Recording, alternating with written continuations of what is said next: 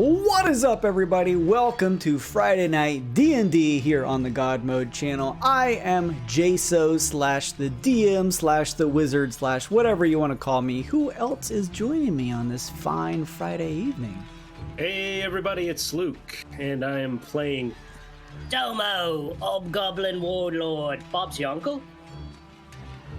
What's up, guys? My name's Kevin, and I'm playing Musa. Oh, it hurts. Everything hurts, but I mean, we're all gonna die, so it doesn't really matter. So poor traumatized child. What's up, everybody? My name's Slim, and I'll be playing the king of the airwaves, Mr. Flash. I don't got any big spells anymore, guys. I think we're cooked. Kobold Bard, but not for long. Oh no. And me, the Tarper Multiverse Rouge and Rockstar, rocking the new sound coerced to traverse the omniverse and to reverse the universe. But you control the symbols McGillicuddy. I said curse twice. It was hard. It was hard. Oh my gosh, there's so much stuff rolling in. You guys are so cool. Thank you. Yeah, thank you all. Thank you. Hey guys, it's a girl Amanda, and I'm playing Six, the Harangon, a barbarian. Yep, that's what I am.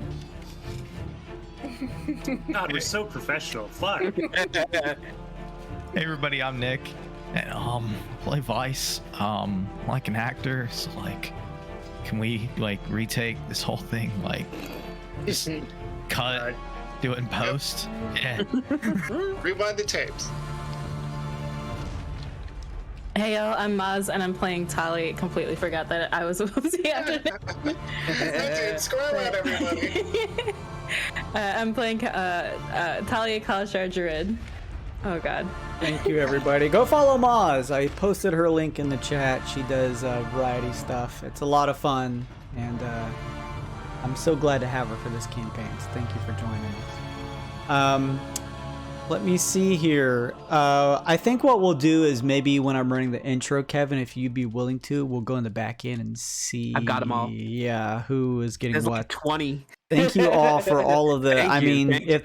If there's a time to get them all in, it may be this session, because this may very well be the penultimate session. We'll see. I don't like how much they gave you, though. That's fine. Don't worry about it. A big thank you to this campaign's character art, as always, by both Peachy Yuri and NPC art by Iruichi. Peachy there are some issues there because of the whole Ukraine stuff, but I think she is going to be reconnecting through a different site other than PayPal, so I'm pretty sure, I don't want to speak for her because she DM'd me this stuff, but she may be taking payments for stuff. So if you're looking for character art on your own, or just want to support her, make sure and go follow her Twitter and just stay on top of things. She does an amazing job along with Iruichi, and I always want to make sure and support the artists and people who also support the show. So thank you guys so much. I really appreciate that. Music this session, as well as most of this campaign, is by Tabletop Audio, Scott Buckley, and Radiark. Make sure and go check out those links if you want to hear more of that music. We use Twitch channel points here on the channel, as you probably have seen just volleyed in the chat. +1s to the characters, inspiration to people who you want, as well as campaign exclusive rewards like making the weird even weirder and trying to maybe help people with their weird pressure. So they're still rolling in. Oh my god. Yeah. We also use stream stickers. If you want to slap some stickers on the screen, just mouse over and you'll see the purple heart over on the right side. Click on that and you can slap some stickers down. There's a handful of freebies, but you can also support by using bits. And if you are a subscriber, you also get some channel exclusive ones like chibi characters of all the characters for this campaign. You also get a bonus batch of points and for following, and you also get a multiplier if you are subscribed, so keep those things in mind. Also, I'm going to be doing a D&D Beyond, actually no, I'm sorry, a Roll20 giveaway for Call of the Netherdeep. That is Critical Role's new content book. I have a digital code for that content over on the Roll20 virtual tabletop platform, so if you use that and you want to get that code, please stay tuned. I will be giving it out somewhere during the stream. I see Kevin and Mousy and Loaf and everyone slapping the. Why is there even a limiter on people posting stickers? It doesn't work. What's the point of the sticker party if people just post unlimited stickers? That is really it for all of my housekeeping. Oh my god. Yeah, I'm gonna go ahead and roll the intro so people can get their sticker slapping out of their system. We'll roll some die to see who wants to give the recap from last week in the meantime, so hang on. We will be right back. Give us just a second.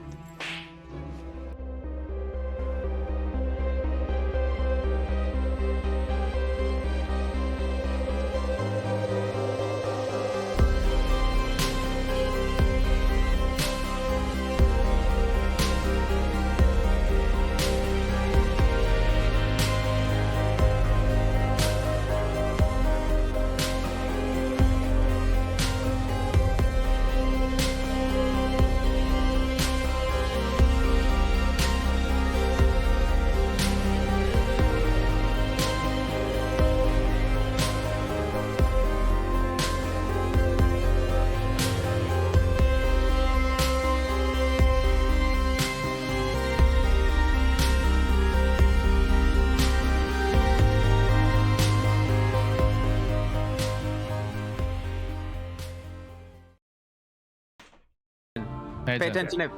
Flash, +1. Cool story. Jason, inspiration. Jason, +1. Jason, +1. Boo. Flash, +1. Jason, +1. Jason, +1. Boo. Jason, +1. Jason, +1. It's gonna be a bad night for the players. Not even kidding. Domo, I gotta go. Domo, you just got a I'll +1. see you guys. You got it, Domo. Yeah, right. Yeah. Jason got another +1. 6 got a +1. Harper got a +1. Vice got a +1. Nick got expert inspiration. What? Lucky. Yeah. Thank you. Whoever did Jason got a +1. Oh my god. Alright, I'm gonna head out. I got a +1. Let me add mine real fast, sorry. Don't forget. 8. Let's see. Then, oh my god, Jason got a +1. Flash got a +1. Tali got a +1. Jason got another +1. Harper got a +1. 6 got a +1. Domo got a +1. Hey. Tali got a +1. I got another +1. I'll keep track of yours. Keep moving. Flash got a 1, and Vice got a 1. Jeez Louise. Whoa, thank you everybody, I appreciate that. I don't know how that's going to turn out. We'll find out this session. Speaking of, did anybody want to trade their inspiration cards, or is everybody good? I was listening intently. I mean, I'm fine. I'm good. Okay. I like mine. All right. Remember So when trading cards was like the coolest thing and all the people who watched us loved the segment? No. yeah, let's move on then. What happened last time on PERPLEXELLEL, Musa? Thing I watched. So we continued our battle against the. I guess I should do it in character. We continued our battle against the Vodani and everyone, and Scro. We did eventually get through them all. It hurt, but that's life. Life is nothing but pain. So we continued to move on. We ran into the albino Scro. He's a Scro, right? He was a Scro? Yes. It's a scrow. Okay, yes. Him and a bunch of Valdani got into a battle with them. There was a wall of flame. There were meteors. And we did eventually wipe him out, but found out that he was not a Heximal like we thought he was. Oh goodness, and I'm sure I'm missing details, but we ended up with the Heximal appearing, and so we need to absorb him as quickly as possible. It was a big siege, right? I mean, that was pretty much all that happened. Was we were fighting. It was a session full of combat, yes. So combat wise, lots of stuff happened, but story wise, cleared a floor on the Quagga as you continued to infiltrate it to clear out the Dark Trine usurpers and push down to find the leader of the Dark Trine in this collateral reality, which is a albino scro called Vurusa. You found them. assuming because of the look of them that they may be the Heximal variant in question, as well as your suits telling you that there was a presence of Heximal close by. You fought, were able to down Vurusa, and before your suits could absorb them, they realized this was not the Heximal, as a number of gift platoonmen from the patrollers descended down the stairs with what sounded like the leader of the Pioneer Patrollers, one of the big four main factions here in the Twixt, Gaxomax, who is normally a very large, rough and tough lizard folk, but as they pulled their hood back, the voice did not match the appearance. The voice, although sounding like Gaxomax, came from the visage of what looks like Heximal themselves, or the Heximal variant that you have been accustomed to running into before, although not in this more humanoid form just yet. So as they descended down the stairs, they kind of look a little rough and tumble. They've clearly seen a fair share of probably warfare here on other levels of the Quagga themselves. And the last time that they had caught up with you, seeing you, Domo, sort of lead the way, you being a higher ranking member, Gaxomax, or this Heximal, addressed you and then said, "Never would I have thought that we'd see the day that this violence could finally be put to rest." And kind of mentioned that they thought that you had gone down with another hawk, but somehow had survived. Let's see. So, you all stand in the ruinous state of an area down below. And also, real quick, before we dive in, just make sure, if you are hanging out on the channel right now and you enjoy the content, we are 428 followers, so close to 430. So if word of mouth, you want to get it out there, if you think anybody out there would enjoy D&D and some other streams that we do here, or if you're just lurking right now and haven't followed yet, click the button. I'd love to have you be a part of the community and follow. But yes, you were on a lower level of the Quagga. You had just downed the leader of this Dark Trine, this collection of these three different races that were warring with the Pioneer Patrollers in this cloud of reality. And this other leader, as you could assume, of the Pioneer Patrollers descended with some Gif who, like I said, their gear is a little banged up. There's some blood on it. One of the Gif kind of holds at his side, but they still have their weapons sort of at the ready and appear to have survived most of it. The Heximal variant turns back to you, Domo, and says, "I was afraid you might not have made it when I watched your hawk go down from the surface fire. Glad to know you pulled through. Your garb and crew were unfamiliar." He says, sort of scanning past you, Domo, to see the others. "Who are these people?" Similarly, before I answer him, I'm scanning back behind him. Do these people, do they seem like they're used to Gaxomax looking like a goo man? Give me an insight check. Okay. Oh, I'm trained in that. 10. From what you can tell, they don't really bat an eye. They just sort of stand at attention. Not answering his question. Oh, you there, you! You ain't Gaxomax, what? He's a Heximal! You see the Heximal variant sort of look back around, confused. "What? Domo, what's wrong? Are you alright?" Domo doesn't quite know what's going on, but she's gonna look to the patrollers behind the Heximal and say, I don't know who you think this is, but you've been tricked. This ain't Gaxomax. They all look confused and look back to you, and one of the Gifts says, "Did you suffer some type of head injury, Domo? We can treat you if necessary. This is, in fact, our leader. You know that." No. That ain't no Gaxomax I ever seen. Listen, me head's right as rain, and this is the target we's after, so you can either fall back or you're gonna have to tussle with me crew here. Swear on me honor as a pioneer patroller. Hold on. I just got an idea. Nope. What if he's the weapon? I think it's possible.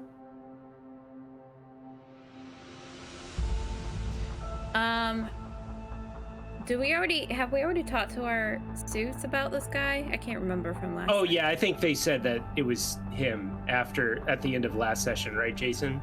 I mean, you can confirm that this is a Heximal variant, but you could still talk to your suits if you wanted to. But we can tell. I mean, certainly, it certainly looks like the Heximal you've seen before. Hey, wake up. Is that the guy? Yeah, yes, it's the guy. No, I was talking to my coat. He just says that out loud. Great. That's really gonna make us look not like psychos. That's fantastic job, Vice. Vice, you can feel a shifting like inside your collar, but the hexy doesn't make itself apparent on your suit, but you can still hear its voice close to your ear as it says, "Yes, the signal's very close. This must be the one." Alright, I cast Hypnotic Pattern. Ooh. I want to center it to where it hits all 5 of them. It has a 30-foot radius. Okay. It's a 30-foot cube. Sure. So I just want to center it to where it hits the 5 of them. Sure. And so then they all must make a wisdom saving throw. 15, I believe. I am presuming that this is going to kick off combat, at which point I will turn to the rest of the group and order. Non-lethal on the patrollers. They've been tricked. Don't take it out on them. Just think that something's going on here. We came here to look for a weapon, not a Heximal, right? No, we came here to look for the Heximal that contains the weapon. What type weapon. of... Yeah. Okay, wisdom One and save. the All right, same. hang on. Wisdom, yeah. Also for my wild, nope, nothing. Let's see. You cast this charm. This charming spell? What's it look like? On a failed save, creatures become charmed for the duration, a minute. What's While the visual charmed- of it? It's just all of a sudden it's like heat waves in like a cube area around them, and they would just if they fail they're like it's like charmed, can't move, incapacitated. You see 3 of the gift's eyes sort of begin to glaze over. The one down to the bottom right is unaffected, and you see this Heximal variant turn back to the other GIF and kind of notice this. And they did take notice of you casting this spell, Musa. And he passed through? Damn Heximal.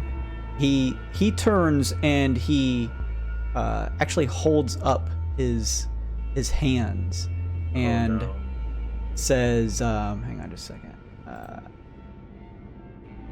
Delmo, I don't know what this is all about. I think you may have suffered some damage in the fight. Your friends are, of course, my friends. I was simply curious as to which team they may have come from. Why don't we lower our arms, go back up to the top ship so we can recuperate ourselves before we move further? No, we ain't doing that. We's here for you, and you ain't gonna trick us. I'm not here to trick you, my friend. I am Gaxomax. Fine. Maybe I acted quickly. If you're serious, we'll shake on it. What are you doing? You're so... Oh my god. Could I take an insight check on him? Yeah, of course. I want to aid with that because I'm also kind of wondering what's going on with that. And yeah, Musa has her hand out to shake, and she looks serious about it. It's a big old fat 10. Sounds like this Heximal is being honest from what you can tell. The Heximal variant looks at you with sort of like a raised, shaved eyebrow, but still kind of stands up straight and looks back to you, Domo, and then back to you, Musa, and extends out their white hand and shakes yours. What? As he grabs mine, I grab his with my other hand, and in my mind, I command or ask or tell the Heximal suit to absorb him, because we're touching. Well, I figured they have to be weakened first. We can't just absorb them by touching. He's not aggressive. I thought I don't know. I thought I'd try it. So this is what happens. Exactly. You say this in your mind, and the Heximal variant in front of you sees you cupping your other hand over its palm and giving it a tight shake, but you notice that the Heximal variant just shakes your hand, probably assuming maybe you're just giving a solid handshake.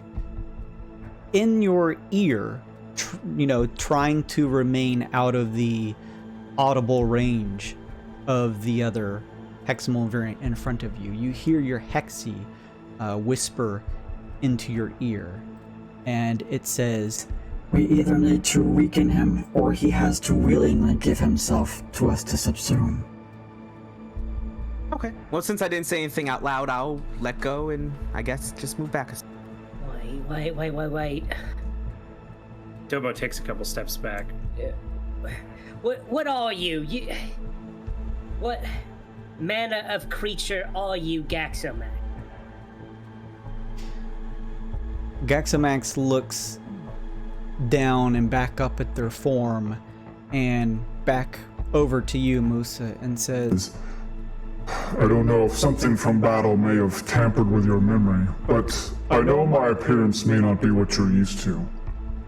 I realize that this only happened a few months away and you have seen me very little since then. I don't even know that we've spoken since the occurrence. I was absorbed by a creature on one of our surveys. Me and the rest of my team. But my consciousness pushed to the surface. It merged with the entity. Domo kind of lowers her bow a little bit. Well, actually. Well, I suppose that explains that. I know my appearance is off, and I would assume initially the creature had malintent for me and the group. My physical body was destroyed in the process of it, I suppose, absorbing us. However, our consciousness seemed to merge, pieces of myself still interlocked with whatever this creature was. I found me and some of the others deep within the subconscious, the creature rising to the surface. Whatever ill intent the creature had, I believe my will may have changed its initial intentions. Alex, why does everything have to be so complicated? Listen, I don't know how to tell you this. And I kind of look to the rest of the group because I'm clearly about to spill some beans. So if anybody is averse to me spilling some beans, say something now. I don't know how to tell you this, but that creature, which absorbed you, it weren't the only one, and the rest of it's out there. It's a thing from the Fall Realm, and it ain't gonna stop until it absorbs everything in the universe. But to stop it, we got to, well, let's just say we need your help, but I don't think you're gonna like it, Gaxo. The Heximal variant looks down and contemplates for a second, and then kind of studies a few of you before looking back at you, Domo. I knew your garb was different from the others, but now I sense it. You wear pieces of what this thing was. And use the final piece that we need in order to stop the rest of this creature once and for all. Contemplates for a second. Normally I'd need to dive deeper into this matter, but something about this thing, this new form that I'm in, I believe what you're saying. If this is true, if this thing still exists out there, a version that may still cause trouble, what can I do to help? You can come with us. That's putting it lightly. You see these fancy suits we're wearing? It's gotta absorb you willingly, if possible. And I don't know what will happen to you. A creature that calls itself Gaxomax, once you're absorbed, maybe a piece of you will still be there, like when the creature absorbed you, but it won't be the same. It's asking a lot, sir. But we gotta do it. We've already sacrificed so much. And a lot will be lost if you don't. We don't really have an option other than you saying yes, so... That hints the aggressiveness when you first revealed yourself. We don't have much time. You see the GIF coming over to the others who seem to be sort of like distracted by your emanations of your scintillating spell. They're probably out and out. I think it only lasts a minute. And you see them sort of looking confused at this Gaxomax Heximal variant, and he turns back to them and just holds up a hand for them to stay themselves and turns back and says, Make a persuasion check, Domo, at advantage. Ooh, girl. Is this Plus my first one. persuasion check? It might be. It's a while. Probably gonna Do a lot of persuading. probably add +1. Oh. We'll go to 14 on that. Okay. Man, after one good week, we're back to Luke rolls below 10. Always below 10. Never, ever above 10.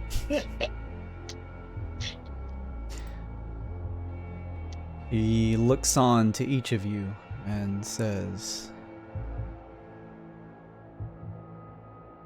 This whole experience that I've gone through, I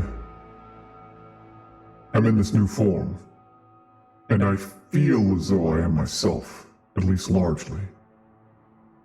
But even in the months after coming to the surface, I still fear what may eventually happen if I stay the way I am. he turns back to the GIF behind him, and then back to you, Domo, and says, If I were to allow you to take me, I believe I could trust you, Domo. Would you Can, sir. promise me that you would do your best to stop this other version of this creature? Sir, I've already formed a war pact. It is my sole purpose in life to make sure that this creature does not complete its mission. Sir. He looks to you and gives you a deep nod and turns back to the other GIF who are fully pulled out from their trance and says, Men, evacuate to point C. Enact the sunset plan. Go now. They stall for a second before he says, Go. And they each run back up the steps, following his orders. He turns to you all and says, Very well. This is what is necessary to stop this creature. And I have firsthand seen what it can do. So be it. Do what you need to do. Sir, one last question before we finish this. Yes. Does the word Ouroboros mean anything to you?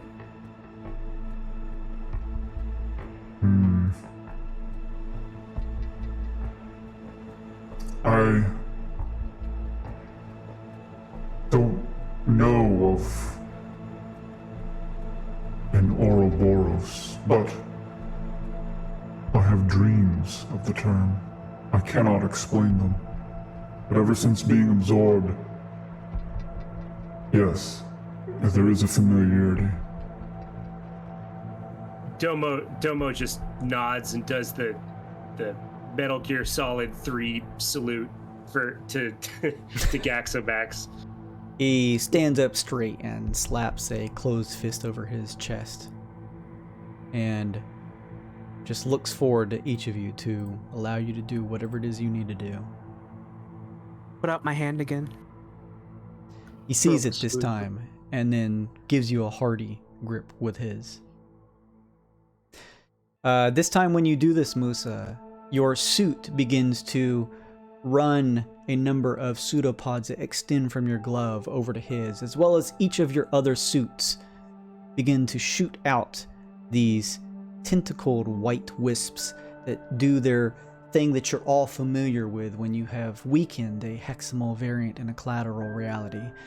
Reaching out to grip and grab at him, you watch as he begins to slowly curl into a ball, his form beginning to lessen, to decrease in size, almost as if you're sucking portions of him out into the suits yourselves. There's the sound of a snap. No words or sounds coming from the Heximal at all, as you see the last bits and pieces of him pull away like hardened goo as they slap against your suits, and you watch as they pull in to your suits, maybe even your own bodies, now that you are technically one humanoid figure, and you feel a power well within you. As this happens, you each begin to see the effects of the fractal nature of this reality beginning to shift and change. That same exit plan that happens every time you finish absorbing a collateral reality Heximal. The pieces of glass that reflect the reality around you begins to shift and change beneath a different scene. They begin to swirl towards you, and within seconds shoot towards your face as a new reality begins to pull into view.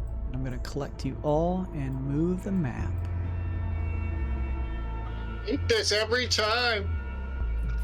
Because we're moving to a new reality, does that mean I don't have that thing that triggers the Wyrd twice anymore, or do I still have that? That's going to subsist until it happens. Oh, good.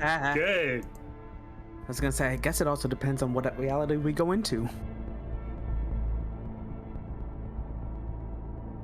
Okay.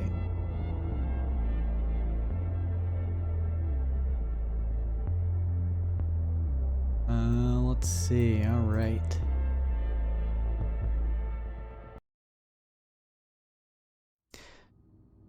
The reality surrounding you shifts and gives way, and you find yourselves once again standing in the now somewhat ruinous state of Lexi's laboratory.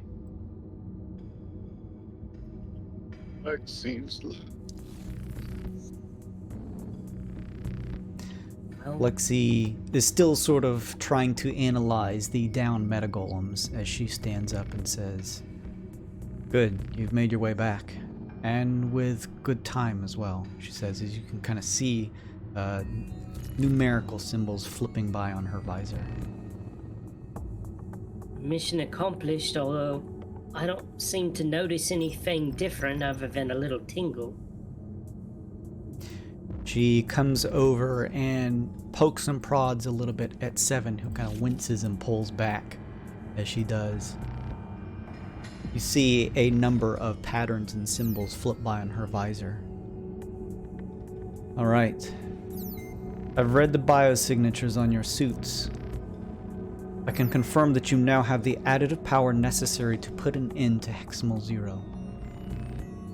But first, we will need to confront it. No time like the present. Well, guess wouldn't hurt to heal a little. Yes, maybe we should make any final preparations we need. Are we... Go ahead. I was gonna say, are we going to take a short or long rest before we go? That's what we're gonna find out.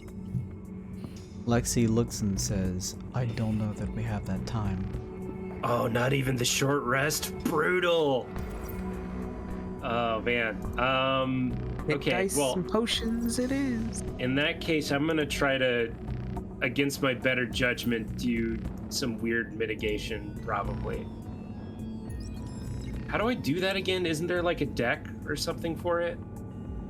I can give you something, yes. Please roll Jason. me. There's a macro on the Yeah, tables. go to the tables and go down to the weird mitigation and give that a roll. Ah, there we go. Yeah.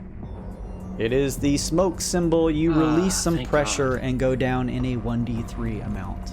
You'll roll that for me. Okay, I'll take Right. it. I'll stick with that. You go down to 4. I'm not gonna push my luck. Well, then I'm gonna try to use my suit to heal. Sure. Yeah. Make use of any stuff you need to heal. What's my weird at? I haven't been tracking it on my token. Yours is 4. Oh, cheers. Wow. Oof. Yeesh. Jesus. Amanda, roll. Ouch. Yeah, that sucks. So what is that? 9, Probably enough 16, to put you up at full. 20. I'm not quite as full, but I might as well keep using them. The hell are the dice at again on the D&D Beyond? What? Where's the location? What? What dice? You go to short rest. See your hit die? Oh, the hit Gotcha. dice. Yeah. Gotcha. Let's do one more. Freaking beat. Hey! I'm also gonna heal. Yeah. Where's the weird health one? Well, I have It's just a hit dice. Yeah, you just roll your hit dice. Mm-hmm. And you can do it as many... Nice. I mean, it's basically a short rest. Oh, I'm Yeah, stupid. Wait a second. You're at 6. No, But just don't- in case. Don't click the short rest button on D&D Beyond because that'll restore all the stuff that you would normally get on short rest, Yeah. and you're only healing. Wait, what'd you say? I'm at 6? You have 6 weird pressure. I didn't know if you were asking Gotcha. that also. Yeah, I wanted to mitigate it, but kind of worried. Let me get one more of these. 5. Thought I had some potions. I guess I don't. Wait, am I at 7 pressure? You are at 7 Yes. pressure. That doesn't Yep. sound right. Well, I'll try to mitigate it, even though this is gonna go terribly for me. Yeah, I'm going to as well, I guess. Same. Yeah. Hey, -1. Oh, look at you! Look at you all!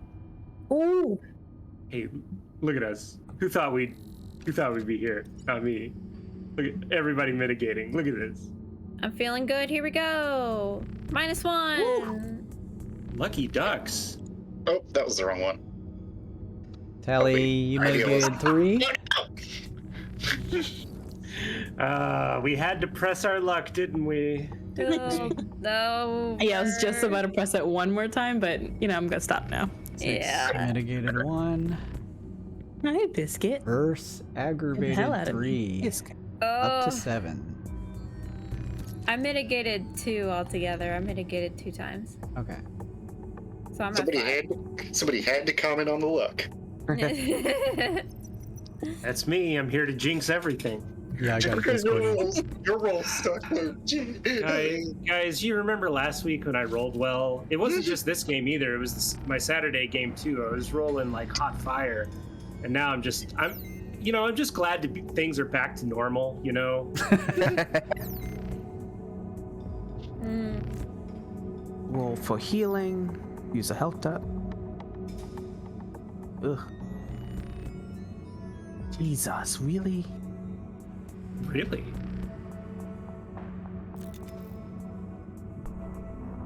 Do another.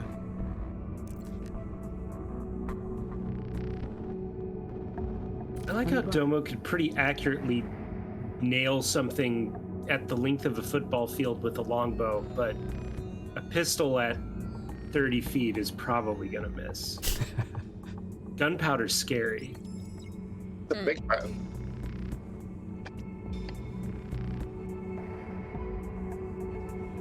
One. The end with the hole points backwards, right?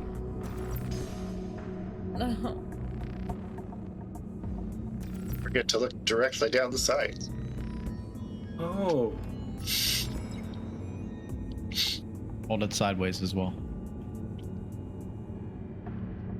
Oh yeah, you gotta do that. Oh, that you could. Ugh. Give me a D3 roll. Yeah. Yikes. You are at 8.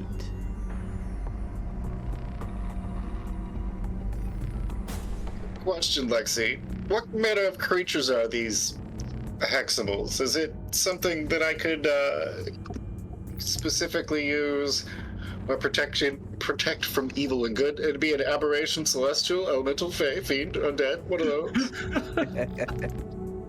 She says, I don't know the exact clarification of the species, but the closest I would assume would be aberration. Excellent.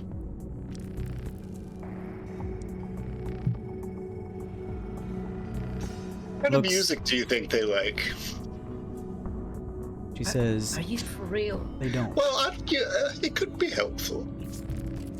In passing time, is everybody done rolling dice? All right, never mind. Forget it. I'll just write a couple of things. Looks as though you have healed up to where you seem as ready as possible, Lexi says. Right. More time to prepare would be nice, but I think it's a luxury we don't have. Quick question.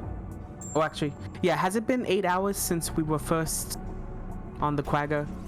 No, it's probably been 2. Cool, still got mage armor. Don't forget you can convert your points to slots if you need, but I don't think I used too many of Moose's spell slots last week. You should. I think you only used like 1 or 2. Yeah, I think it was like 2. I've got 2 1s, a 2, a 3, and a 4. Okay, yeah, if you got a 4, that's good news. Yeah. No, the only one I don't have is 4, but it's fine. The Hexies in your Excel suits will be able to sense Zero's power. They'll be able to translocate us there when we're ready. What's your very funny final words, Lexi? I think we're ready to start the final act. I am as well, if you are all. Wait, if anybody needs a spell slot, I have 1 magic touch left. Let me look. I think somebody else could. I will take it. I'll at take it second if choice. somebody doesn't need it, yeah. Oh, yeah. You want to rollies? You for go. it? Yeah. I was gonna say I really would like it, but Take it. No, take it. Roll for it. Take it. Oh, okay. No, I'll roll for it. D20 highest wins. Rollies. Oh, 14 is pretty good. Pretty good. Tight. Oh. There you go. Perfect. It's mine. Get out of the way, Tommy. Charge me up 6. It doesn't matter. I just have a spell slot on first level, so whenever you roll, it would be enough. How do you roll, guys? Slash R. Roll? Slash R space D3. There you go. Oh, excellent. I feel exactly charged. So you get a level 1 spell slot back. Oh, Sorry. it's excellent. Thank you. I think we're ready, Lexi. Wait. Tali's like looking around and says like, is this like it? Or we just walk into... I don't know what else we can do. Not much left to do at this point, other than meet our fate. Come on, Musa. Chin up. Tali like I've goes seen that around like either hugging or just like fist bumping Domo and like trying to like go near 6 but just nods at 6. Hey, no Uggs though. Uggs is bad luck before a mission. It's death flags. No, fist bumps fine. Yeah, fist bumps for you, but hugs for Flash. And hugs herself. Does like an intricate handshake with Vice that like from his movies. It's like, okay, I feel better now. I'm ready. Is everyone else ready? Lexi says. Let's go. Flash is gonna pull out his guitar and start playing just a little bit of a song as he starts to head over towards her and say, "Yeah, I guess." All right. Each of your suits begin. Go ahead. Sorry, we all got inspiration. Oh no, Sorry, we're getting. Harper got inspiration. 6 got inspiration. Domo got inspiration. Tali got inspiration. Flash got a +1. I got a +1, and Vice got a +1, all from Discordian. Thank you. Grab those cards. As each of your suits begin to activate, translocating you to a new area on Neogokyo. Just let me know once you've all grabbed those. Yep. All right. I'm going to put them away now. Yep. Okay. Hang on just a second. Do this, and let's do this. Oh, spooky.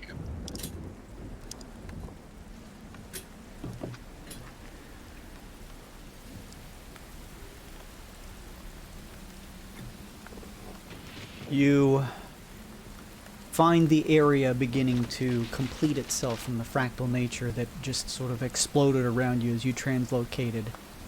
You now see that you are standing in the middle of what is left of downtown Neogokyo. All of your party is here. Lexi has translocated herself along with you all. You can see around that blue lightning brings echoing thunder that cascades in the distance, highlighting shattered metal towers, broken glass, and rubble that litters the steel streets around you. The dark overcast violently pelts down on everyone.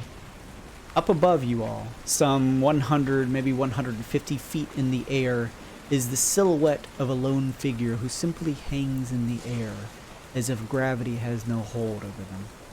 As another bolt of lightning volleys down across the skyline, you can make out the profile of Heximal 0 suspended above.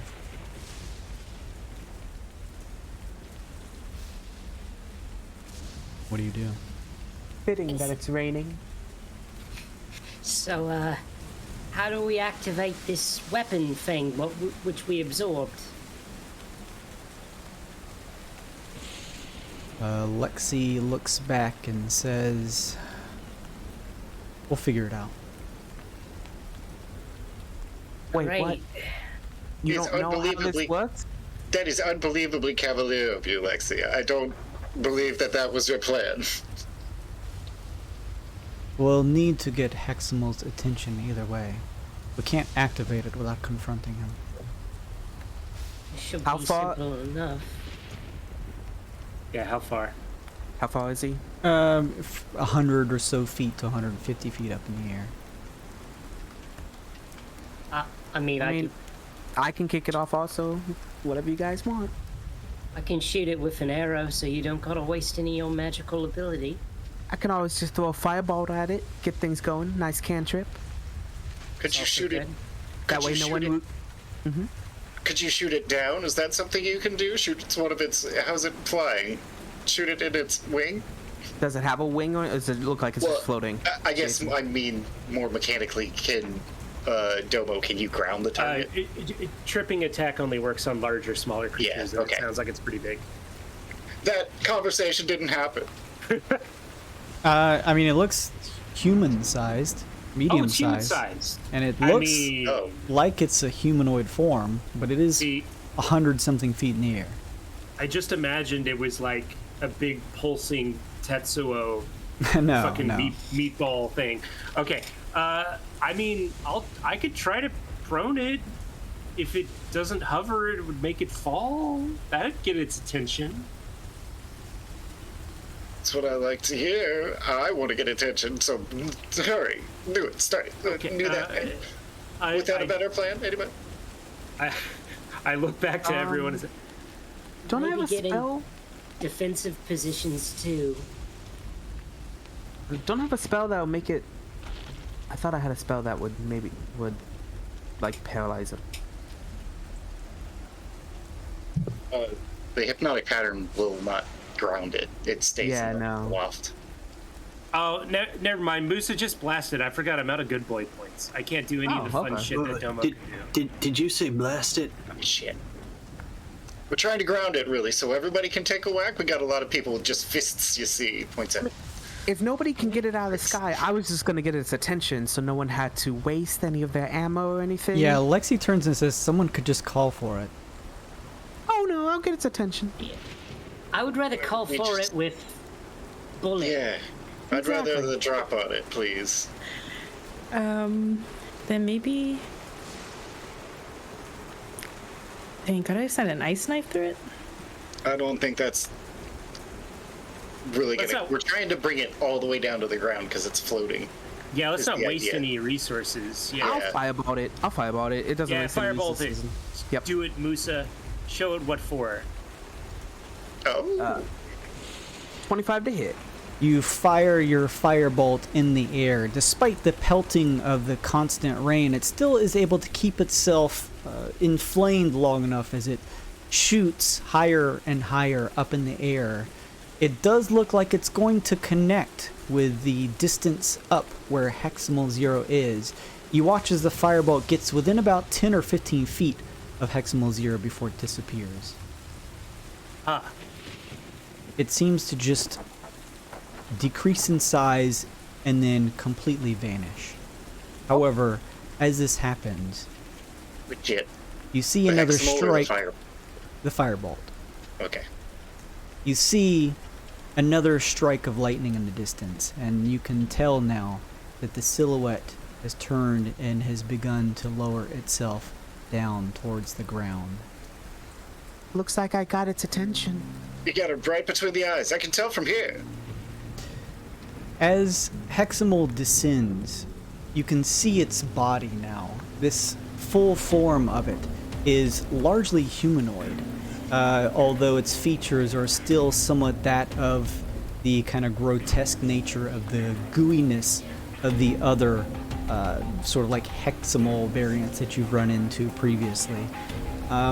It has 2 toes on its feet and a long tail. And you also see that where its arms would end up in hands, they just are long and end in sort of like a whip-like nature. As Heximal descends and lands on the steel streets underneath him, you see them tremble and crack under his feet. The very air surrounding his form bends with each subtle gesture he gives off. His eyes are nothing but a dark void, lit in the center by a glowing red iris. He studies each of you, looking over to Lexi for a moment, and then back, before saying, I knew you would eventually come. Lexi's pets are always attempting a way to interrupt my fun. Unfortunately for you, the only thing the last group of hers did was allow me to get a couple weeks in and realize how much bigger this reality could be. If you just take a second to imagine it. Lexi looks and says, Heximal, you wanted this confrontation. So here we are. We are the last living things in all of reality. Zero begins to step towards Lexi. Every move it makes cracks the steel ground underneath its feet. Begins to walk around her, leaning over a bit and studying her curiously, and says, Do you expect to fight me? Your pets look worn down. I'm not sure we could play very long before they break. Lexi just keeps her chin up, staring forward, and says, I want to trade. Heximal looks, grinning silently, as Lexi says, I want to see his face again, Heximal. Bring him to the surface. You've got some moxie making demands to me, especially after what you've done. Let's say I agree. What do I get in return? Lexi now turns to face Heximal, who's probably 5 or so feet away from her. I didn't bring this group here to try and stop you, she says, as Heximal eyes her with curiosity. She stares into his eyes and says, I brought them here as your final meal in this realm before we go to conquer the others. Oh, Lexi, you bitch! I knew from the very beginning she was a two-timing, backstabbing bitch. Fucking genius. Why do you think I tried to tell the other one was evil too? Man. Heximal grins as each of you reply and says, Have you finally come to your senses? Last time you had me do this, it was a trap. But I've grown immunity to your little slumber trick. In fact, I am actually curious to learn about what they've been up to. And what can I say? I love dessert. Time to eat! He says, his tendrils shoot out from his whip-like arms, gripping and grabbing towards each of your suits to try and pull you forward. I need everyone to make me an athletics or acrobatics check, please. Ew. My first acrobatics check this campaign. I'm gonna probably throw a few +1s into this. Yeah, can't roll above a fucking 10, baby. Let's go. +7 acrobatics or 13 total. I hate to see it. I'm gonna add a +1 for 15, by the way. Okay. No point even adding +1. I hate my life, dude. Just fucking throw me into a volcano. No. I mean, I rolled right there with you. It sucks. Yeah, but I have a +7. I have a +7. It's not fair. There was time now to do this. Oh yeah, by the way, Luke, you got a +1 from Sarah. Yay, thank you, Sarah. Thanks, Sarah. I'm back up to 4. The Shit, I have advantage. whip-like tendrils that shoot out of Heximal's arms grip at each of you. You try to rend yourself free, and despite your best efforts, you can see the tendrils have almost merged with your suits like a thick glue as you feel yourselves pulled in towards Heximal Zero. You're almost instantly pulled close to him, slapping up against his body. You feel yourselves being pulled in like sinking in quicksand in Heximal's form itself. You grip at his sides, trying to pull yourself out, waist deep in his sides. You see the others being pulled in the same, some of their faces already descending, being pulled inside. Unfortunately, everyone is absorbed within Heximal, and everything goes dark. Oh god, 22 didn't save. Oh my god. Real quick. Like, how can, like, as he's pulling us in, can I try to get him with a touch attack? Like a touch spell? Sure. Cause can love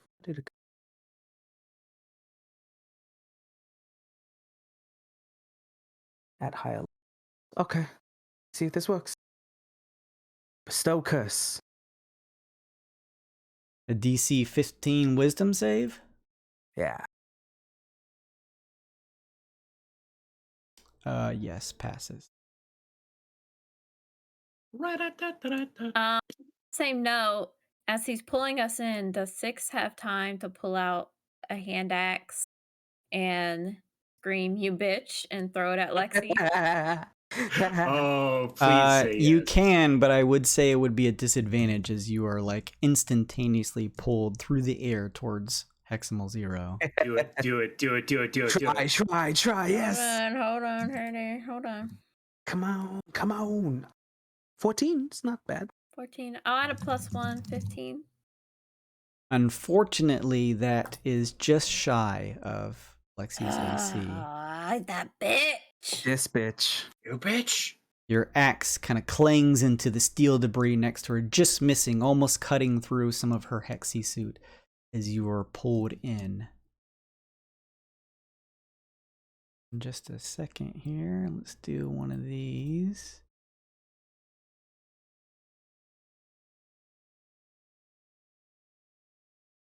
I should have done something. It was a good campaign, Jason. Thank you. I'll see you guys next campaign. Yeah, I really enjoyed it. Should have done something. Where the hell are we now? You meant to cast that at 3rd level, right, Musa? Yes, did I hit the wrong button? Yeah, you hit 4th level. Hey. Which I don't think actually does anything for that spell. Thank you. Ooh, look at this. Tally, you hear a muffled voice calling your name. Tally.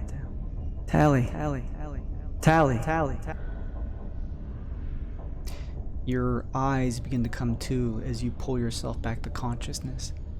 As you look around, you find yourself floating in a dark void.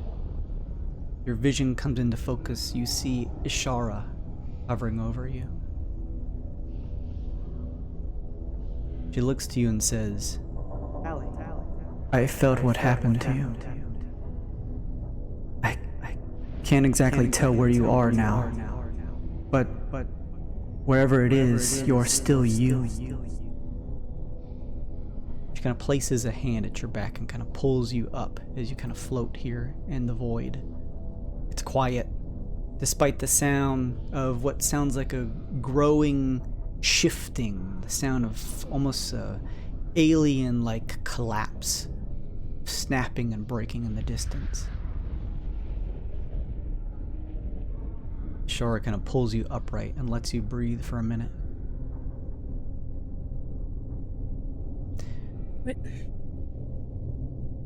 What are we? Why? Where are we? She Where are you? looks to you and says, I was lost, Tally.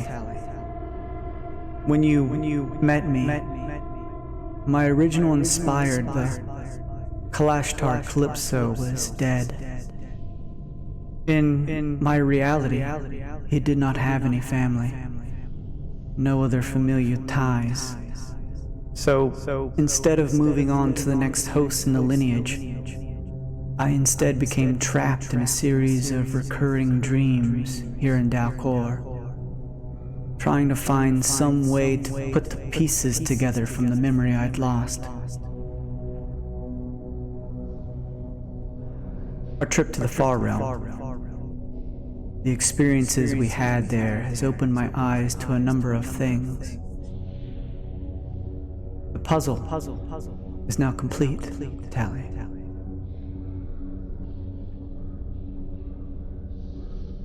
What puzzle? What did you find out?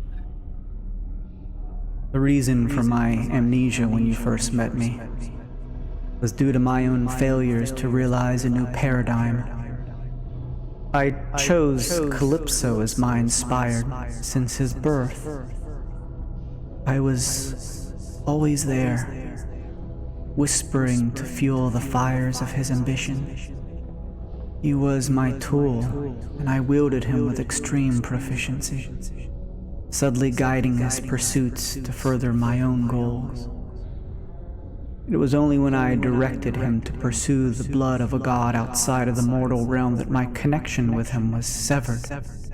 The affliction suffered from the blood itself strong enough to take hold of the reins. I lost my connection with him, was trapped deep within his subconscious, only able to watch as he failed to achieve my goal of transforming reality. Do you want to know the truth, Tally?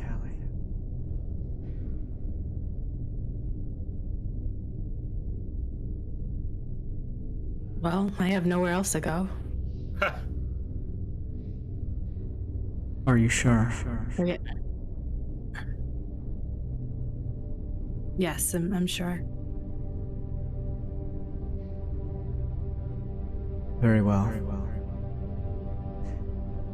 You see me the way I am because in your reality, a different version of me was connected to your own soul.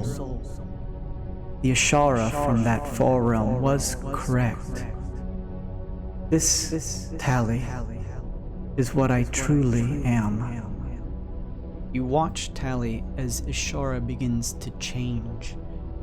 She begins to transform into a being formed of pure shadow, outlined by a scintillating nimbus of energy. A host of disembodied eyes swirl around it. Spooky. That's awesome. In your mind, Tally, you hear Ishara.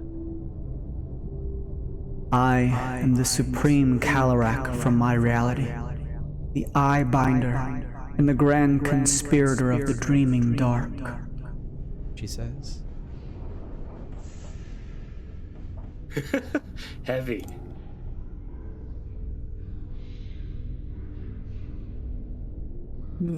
Lost for words. To be honest. I attempted to control Calypso in order to rewrite reality and free Dalcor, my home realm of the dreams, the place we're in now, from its cyclical death that both it and its Kori experience. Dalcor is now nothing more than a shattering nightmare you see before you, a dying realm coming to an end here in Zero Reality. This, she says, kind of pointing towards herself. This is who I truly am, Tally.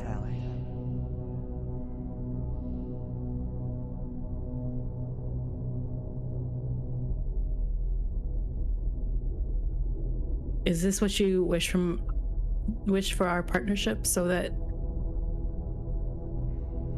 I take you away from here? Would you still do it if I asked?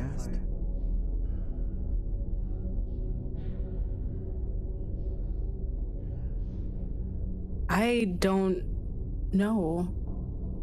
I left my family because I didn't think I could give another child a version of you. But I don't know if I believe you. I need a reason to walk away from this again with you, hand in hand. I have shown you my true form. I revealed my true intentions to you.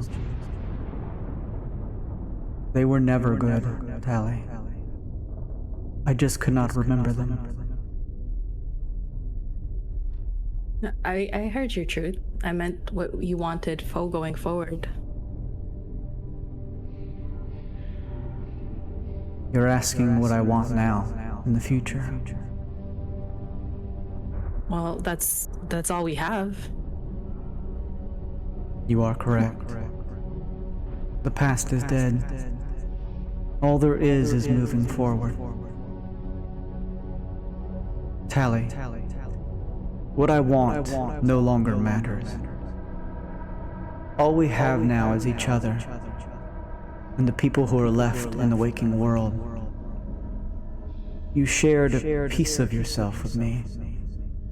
You allowed me to bond with you, saving me from being erased from existence. It is my turn to repay those debts. Wake up, Tally. Your work is not finished. As she says this, her visage dissipates into the darkness, and everything goes dark.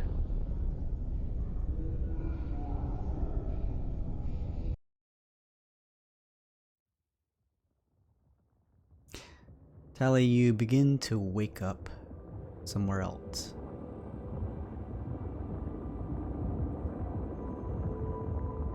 Ew.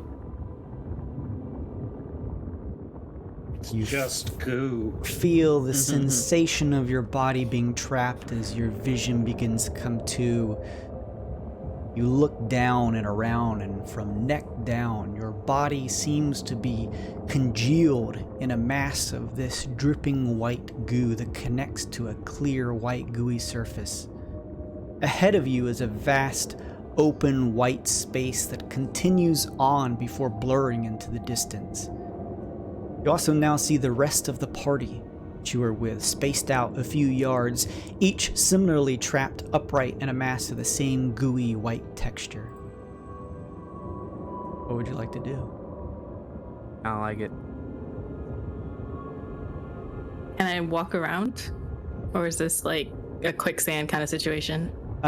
You're not sinking anywhere. You're just sort of like trapped in this goo. So give me some type of check if you're trying to get out of it. Would that be acrobatics, athletics? I would take either, since I'll treat this like trying to get out of a grapple. Similarly, are we all conscious, or is Tali the only one? No one else looks conscious yet. By the way, Jason, volatile Wyrd was purchased by 128th in the chat. Oh, thank you, 128th. I'll keep that in mind.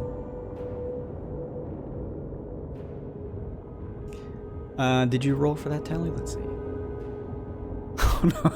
You could count as a non-roll. Just, I didn't roll. It didn't matter. So it takes you a couple minutes, but you're able to finally worm an arm out, and then from there it takes you much longer than you anticipated. You hear the sound of slopping goo, of suction as you pull one arm out and finally pull the other. You are able to grip at the ground, just finding it to be this somewhat solidified goo, but it still sort of squeezes and congeals in your fingertips as you grip at it. You just sort of push against the goo mound itself that you're stuck in to finally slip out. You hear the as you flop onto the floor. You pull yourself up to your feet, and as you take a step closer to the others, you feel the sucking sound below. It is difficult terrain to walk here.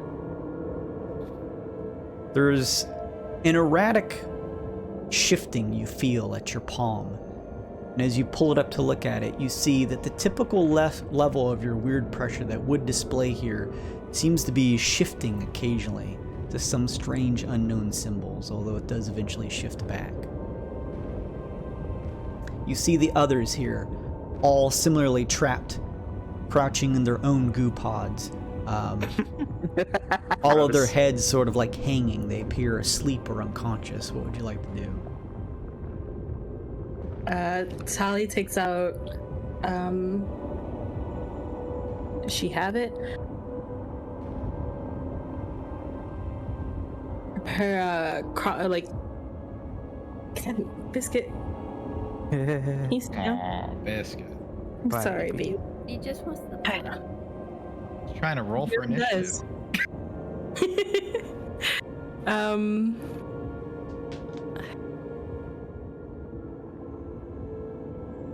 Dang it.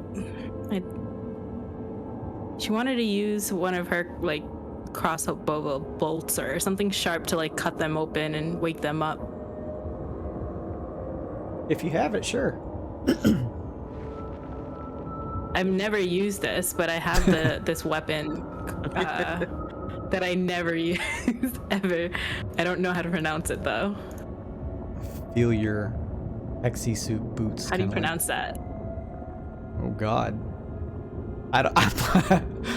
I don't even want to. I'm not even gonna try. Yikula. Yikula, yeah. Yikula? Yikula, yeah. Sure. What is it? I don't know. I thought it sounded cool. What is it, like a serrated type of weapon? What? It says simple thrown range, so What kind of damage does it do? simple attack type melee. Piercing. Yeah, that's what I meant to say. Haha. It's like a little spear. Huh. It is not well balanced for throwing.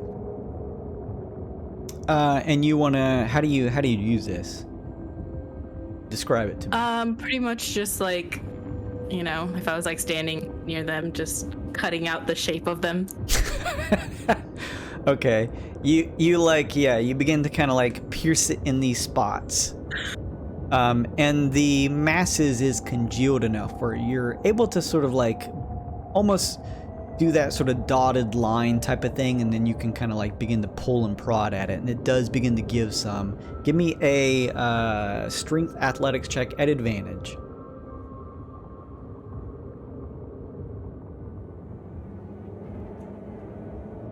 All right, 15 overall, pretty good. Better. I will say that yes, over a period of time, Tally, you do this for everyone, kind of like renting. It's like the scene from Ghostbusters when they're saving Dana and they're like pulling her out of the dogs. That's what I imagine. Yeah, and you just sort of like lay them down on the ground as you free each and every one of them. As you're finishing with the last of the party, each of you begin to pull yourselves to consciousness. You see the realm that you're in and that Tally has freed you, and you also feel this almost glitching sensation on your palms with your weird pressure. What would you like? Oh, hell no! Hell no! Dombo just starts struggling. Just struggling. Yeah, I'll say you're free. As you guys come to consciousness, Tally has made sure to free you all. Just kind of wake up on the gooey surface of whatever this place is.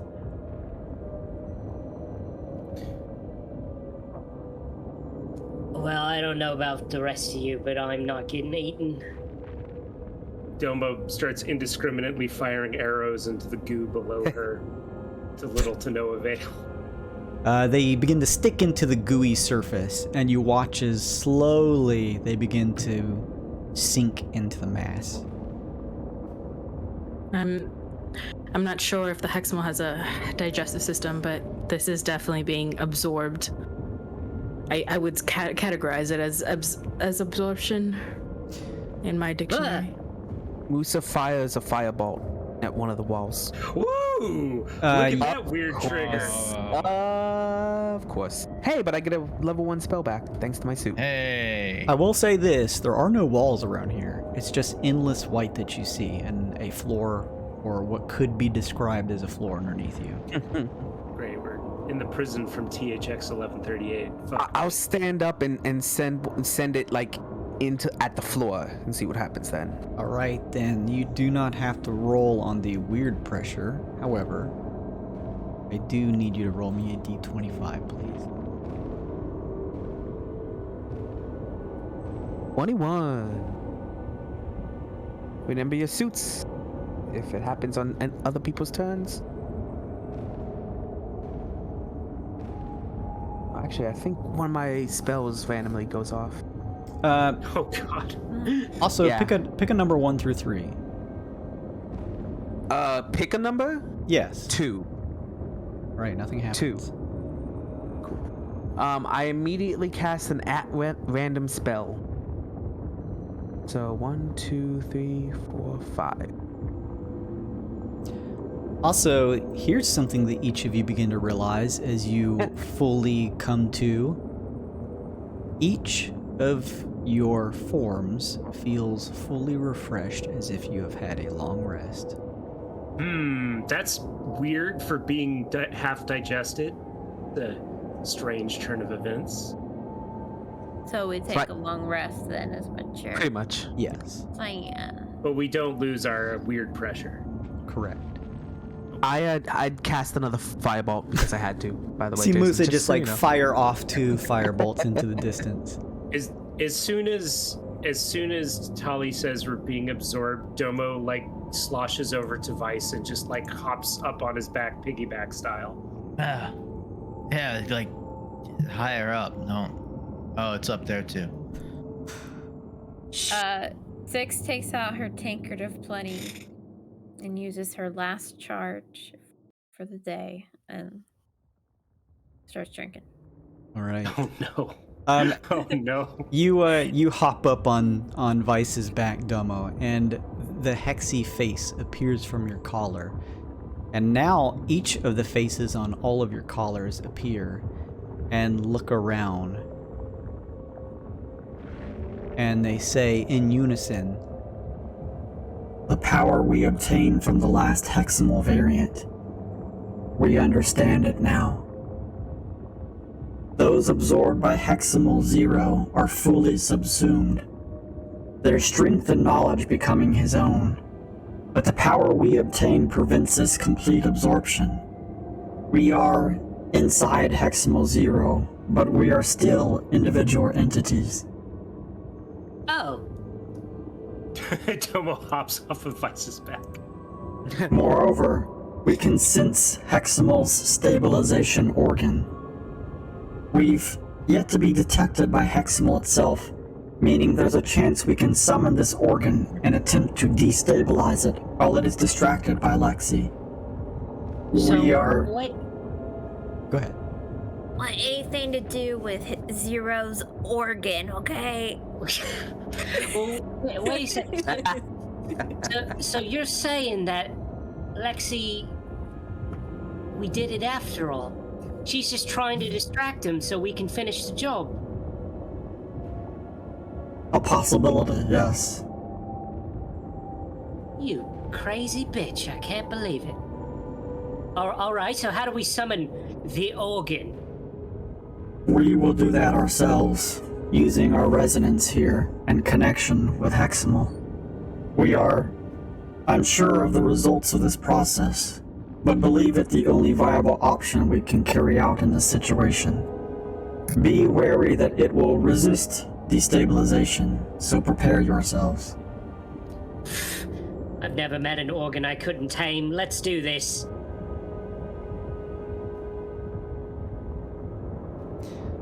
All right. Is everyone healed up? Is everyone good with their tokens? Thanks. Yeah. Yeah. All right. Let's, Tally, let's get- did you heal your character up all the way? Yeah, not on the token, sorry, but That's okay. I just do wanted to that make right now? sure.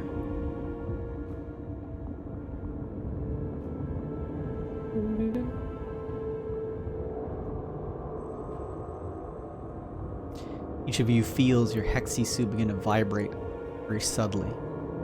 You can feel the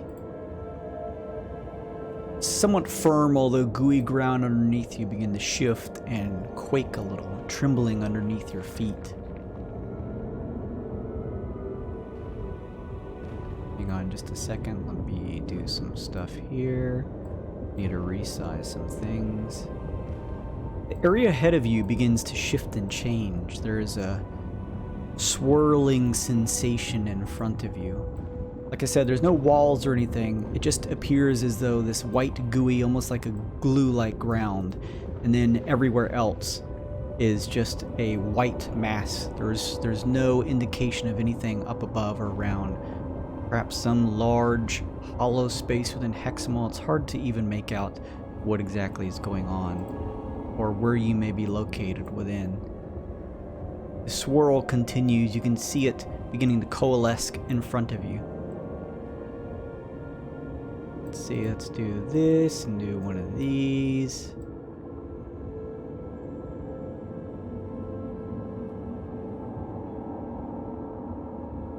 Okay.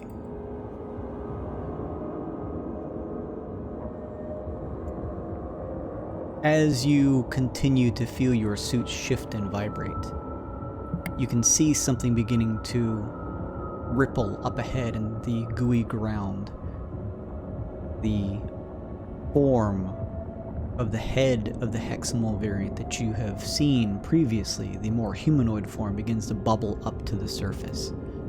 And you hear your Hexi suit say, Antibodies, be ready. and I need everyone to please roll me initiative. Yeah. God. Oh, God. Domo. God. Good old two-step Luke. God. Damn it.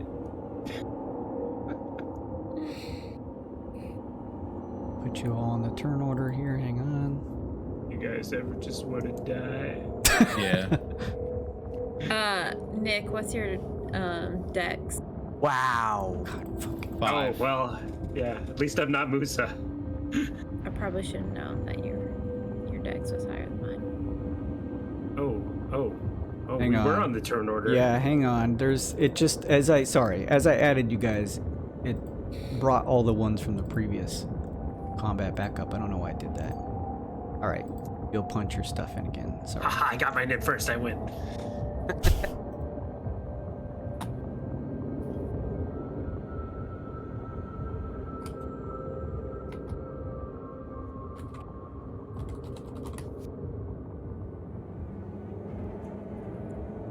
Let me know when everyone has punched theirs in.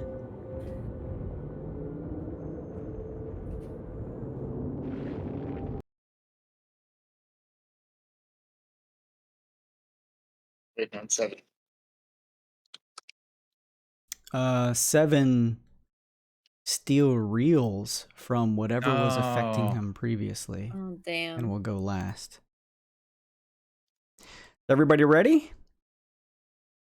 Yes. Okay. Combat begins.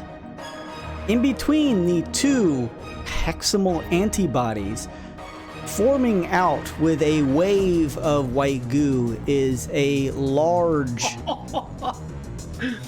Heximal-like creature.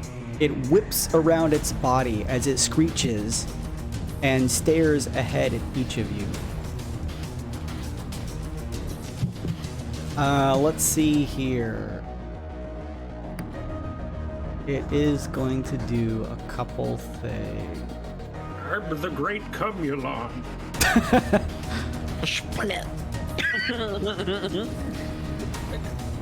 Gosh, milk. Oh, Welcome back gross. to the Milk Carnival. Homelandermilk.jig. Jason, how come there's so many white fluids in your campaigns? Seems to be a continuing theme. I mean, I call it an obsession more than a theme, personally. It sure is. Oh, God. Vice, if you would please give me a wisdom saving throw. I'm so smart. I'll do an advantage, okay? Can do that? Sure. Yeah. Yeah. Smart. 17. Okay, pretty good. Pretty smart. 17. Not good enough though. Oh, wow, 17 wasn't good. I'm going to bend luck for him. Oh shit, okay. Is that just a reroll? Because he's probably not getting much better than. Get to add a D4 to his roll. Ooh, Oh. that is good. Yeah. Let's see that 4. Oh yeah. That's what you Whoa. like to see. Blackjack. You feel the red eye of the large swirling vortex of the Heximal, which you assume to be the organ, perhaps, maybe, that's up ahead as the Hexi suits verify that. Stare deep into your eyes, Vice, and for just a second you almost felt compelled to follow whatever it tells you, but you pull yourself free from whatever effects that was. It is done. Flash, you're up. All right, boys, time to fight the one-eyed monster. Let's do it. So with Let's beat off his member. You on the nose. No. Good night, everybody. Good night. POS. I look to Domo. Burn or control? Well, how the fuck should I know? I've never fought a giant sentient slug thing before. Or says burn. Musa just glows and looks serious and also says burn. You heard him. Burn it. Okay, he puts his hand up and starts to try and do math and knows that he's probably not really good at it. Pulls out his guitar and pulls it up to his mouth again and starts screaming into it and saying, "Swan song? Last song? Ah, fuck it." And just, again, a guttural, nasty, just yelping kobold scream right in the end of the guitar. And cast the Rolithum Psychic Lance on it. It's a DC 16 int save.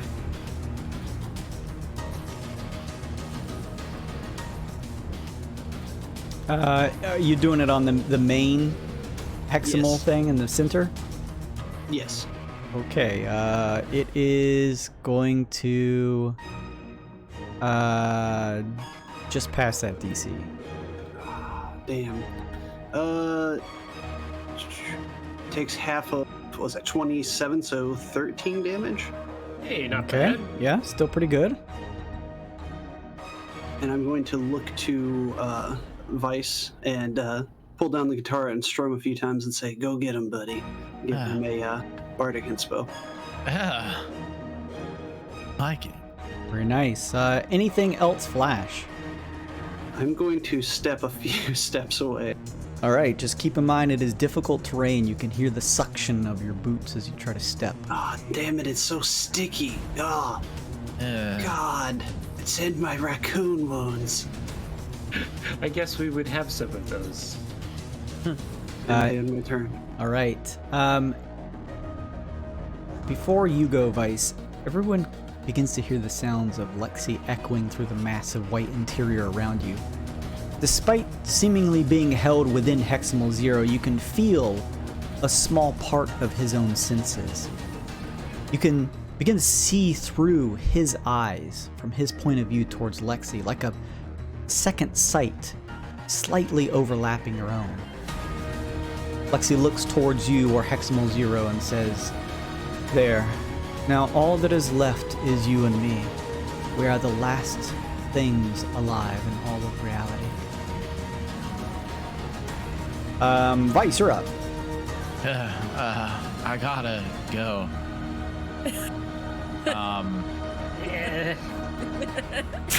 He runs away. And 20. Got a dip. Alright, 30 y'all, I'm what's- gonna head out.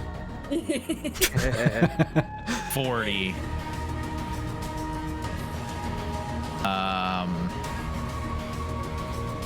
A measuring stick. That's too far.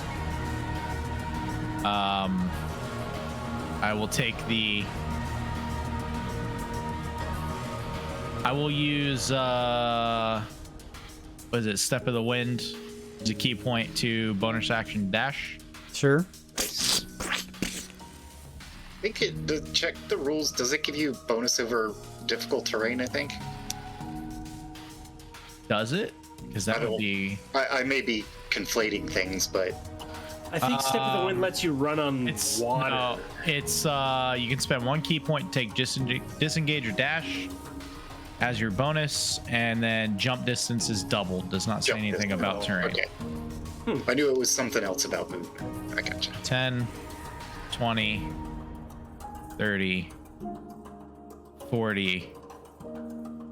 That's the leftover 10 from both moves.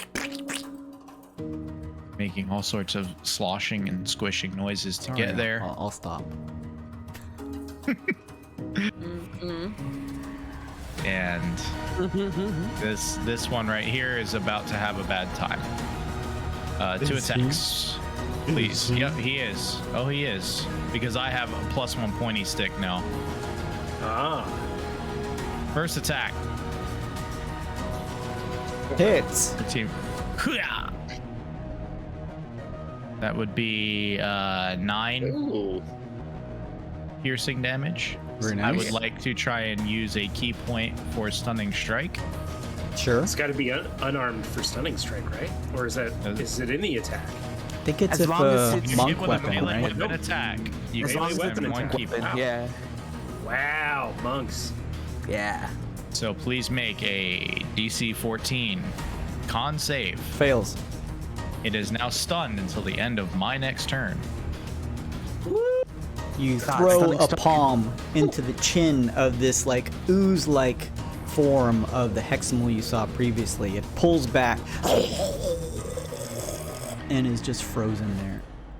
I have brain cells, so I remember that stunned creatures automatically have advantage for attacking them. I attack again. Very nice. Hits. For another 7 magical piercing damage. All right, very good. That was my inspo card. I thought Nick's turn was done for some reason. I was trying to go after him. Oh, No, you're good. I was just telling Jason. I'll move you up there so that. all right. Verse. Good battle plan. Now it's Verse's turn. Before verse goes, legendary action, the screeching creature turns and fires a volley of its goo-like bile towards the group. Let's see. No, that's just a target. Okay. It's gonna fire at you, Vice. I need you to make a dexterity saving throw, please. Good at these. +1. 18. Let me see. All right. Unfortunately, that's gonna hit for full damage. You take 42 points of acid damage God, Jesus. Crap. as a volley of this like hardened mass version of the white goo just pelts into your body. I felt that through the screen. And then Verse, you're up. Sorry for stepping on your turn there, bud. I am going to call Baz and switch with him for 15 of my move speed. He's going to be left here. And then it's time to go, big guy. I am going to try and grab him with my free hand. Athletics versus he can do athletics or acrobatics. Fuck off. Athletics Nine or strength. acrobatics. Yeah, let me take a quick look here. Still room under that bar.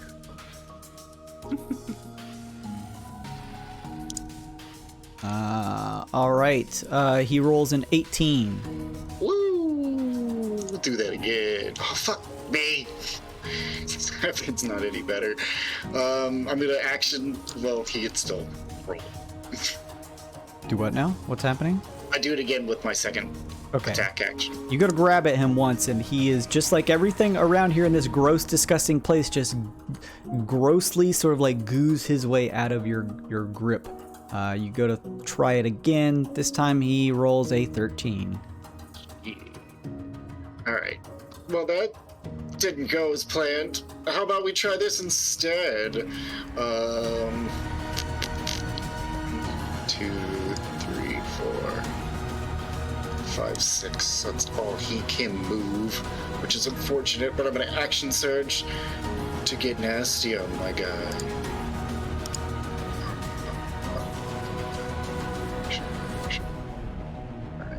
First attack. Chow. It'll be 17 to hit for 9 Hits. slashing. Very good. You cut into his form. 14 to hit. That's gonna hit. Yeah.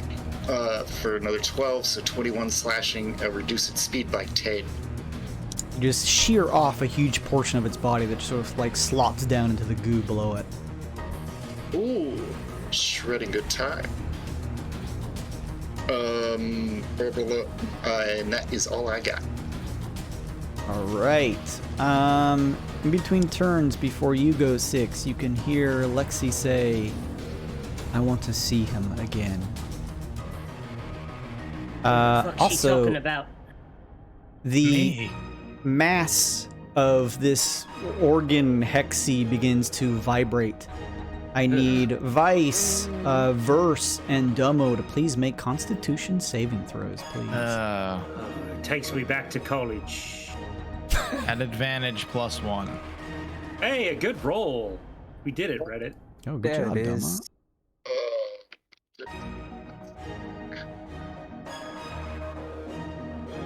Nice. 21. Well spent advantage. Yes. Okay. Dummo, you're good. Vice, you're good. Verse was 15 overall? Yeah. Okay. Give me a D3 roll, please.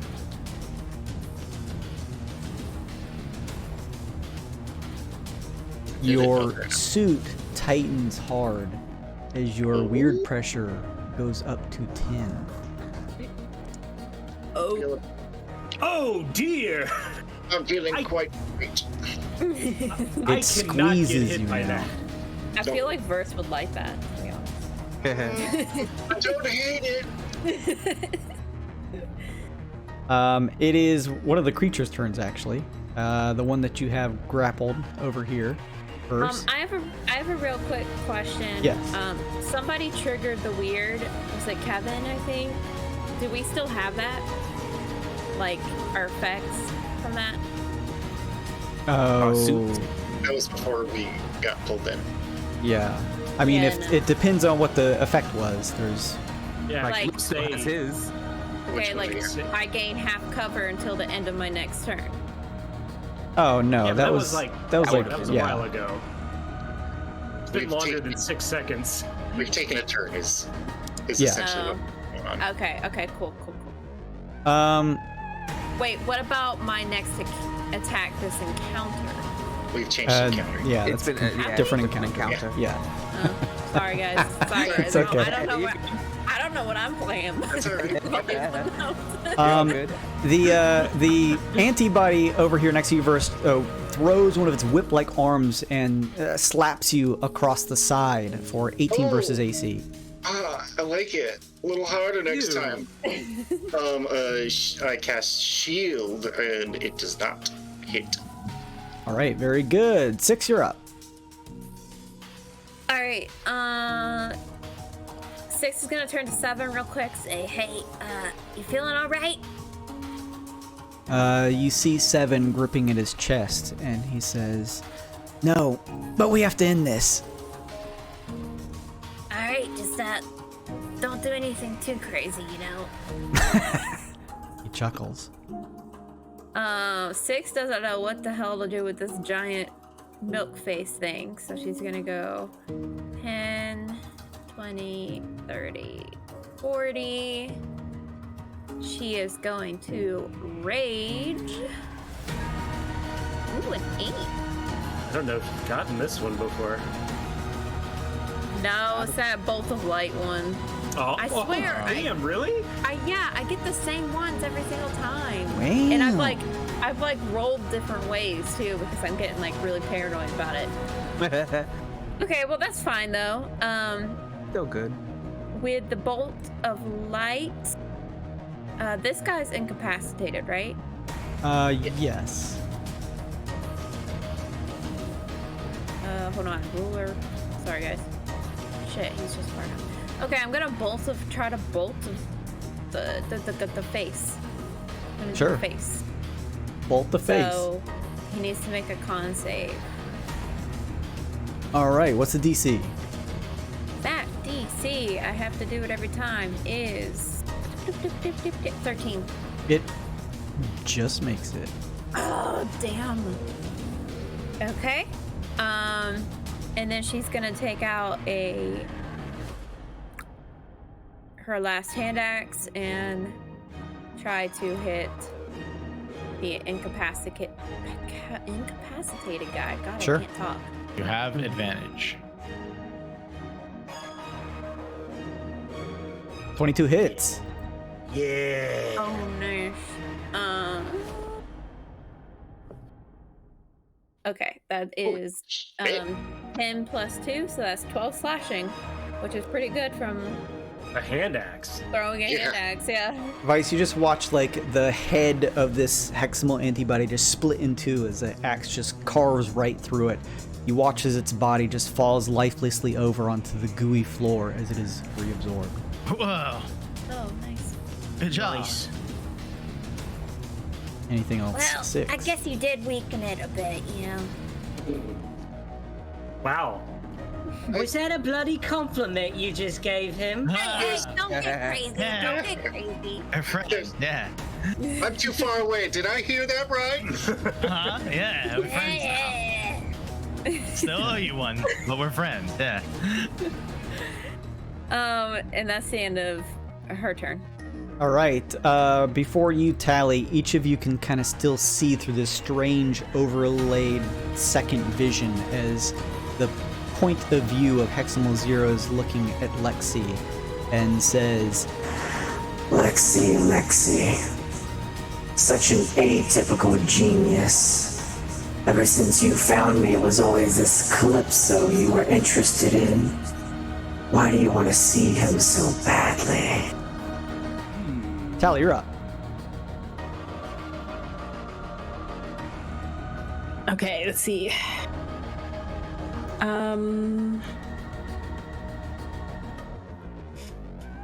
Boop, boop. Magic ruler.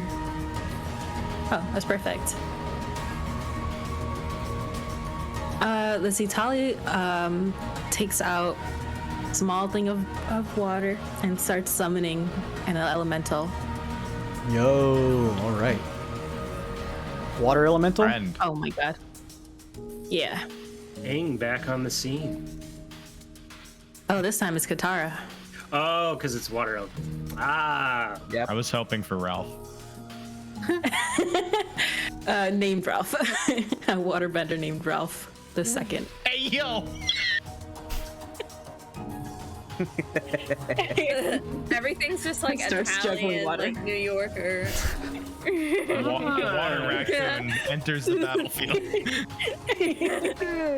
It has acid immunity. Pretty clever. Yeah. Let me see. Water elemental Yes. is what size is it?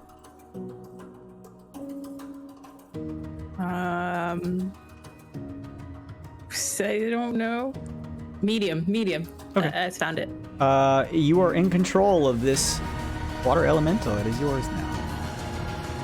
Hang on just a second. Maybe I put on the wrong layer. Here we go. Token layer. There you go. There you Grease. go. Oh, he looks like a jelly.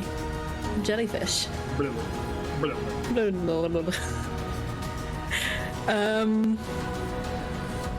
Yeah, so can he has a he goes after me in the turn order as well. Okay, gotcha. So let's do Yeah. that then.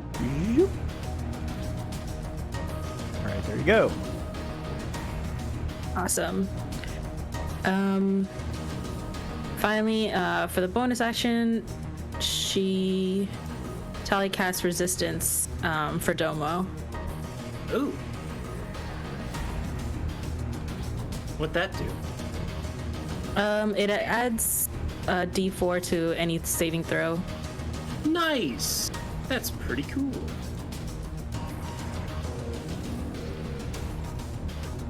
Can I use And that will be it.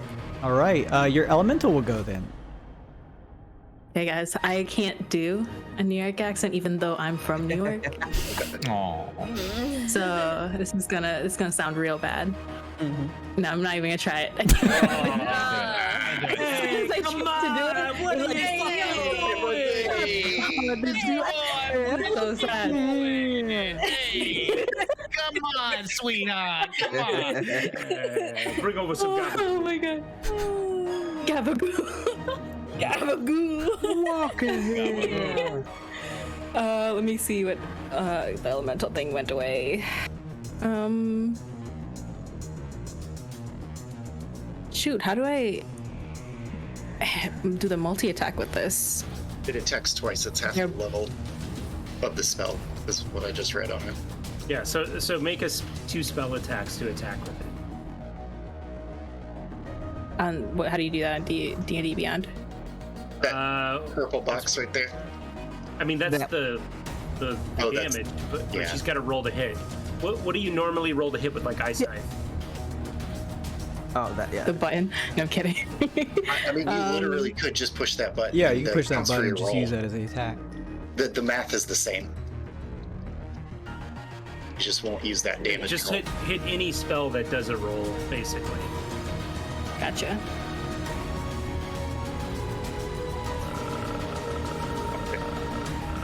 Well, I don't think that. Oh yeah, it's +6. It's 1d20 +6. So the first roll is 12. Okay, where are you aiming that at? Big boy or antibody? Oh, big boy.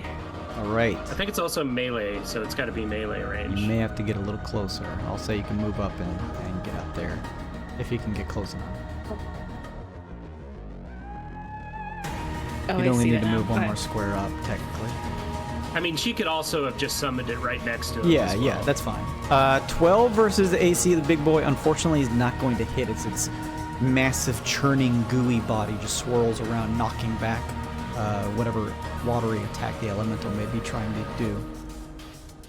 No hit on that one, but And I that think you counts get one more. the yeah. So I cast it one more time. Got it. Yeah, we're just using the attack roll off of the your button 1d20 press. +6. Yeah, or is that the too. same. Good idea. 1d20. Thank you. We're all learning. Oof. Oh no, that's gonna miss. I Remember, if also your suits activate. triggers No, the it's weird. the- I need a come on. D3 and D25 roll, please. Love it. Your elemental triggers your suit? Actually, no, Oh, you're yeah. right. That's the You elemental. could. I take it back. I'm sorry. Point. Good point. The weird does not trigger. Hey, yo, Good sometimes I'm a rules lawyer too. Yeah. Wait, a rules lawyer. That's All some right. good rules You know, lawyering. sometimes. God. Go halvesies on a pie. Anything else from the water elemental?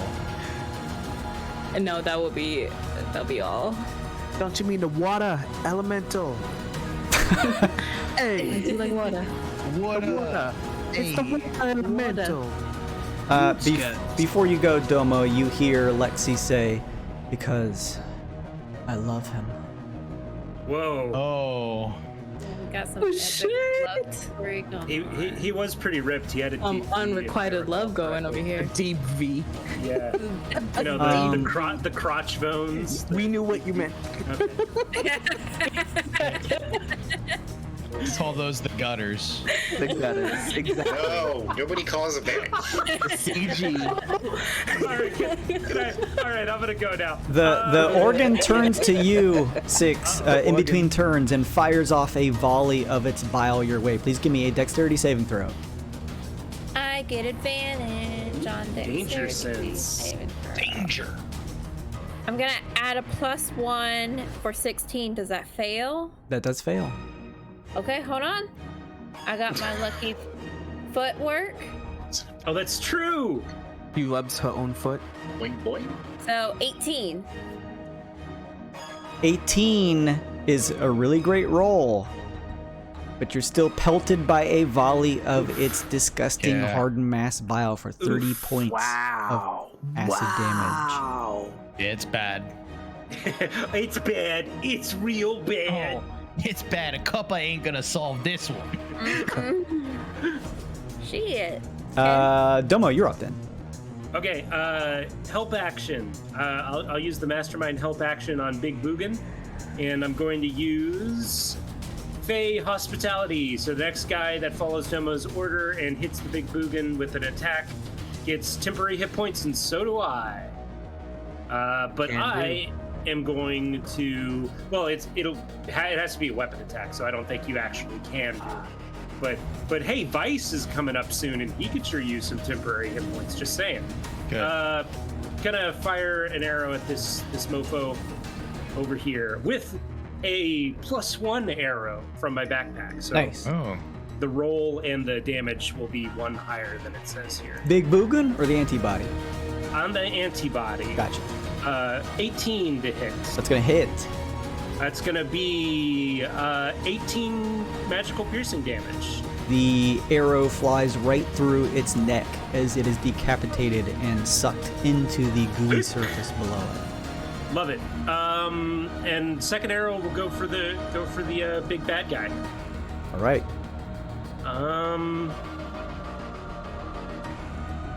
Oof. That is a 13, and I'm pretty sure that ain't gonna cut it. Nope. Just kind of deflected by the swirling mass of the organ. That is just never say that again. That's fine. I don't like that there's two people next to me, so I'm gonna move 5, 10, 15, 20, 25, 30 down Gross here. noises. And that's all. Help actions on this guy for whoever punches it next. I'm done. Sure. Musa, you're up. All right. Well, kick off the fun stuff. I'm actually just going to fire a firebolt at him. But I am going to use my Tides of Chaos to get advantage on my spell attack.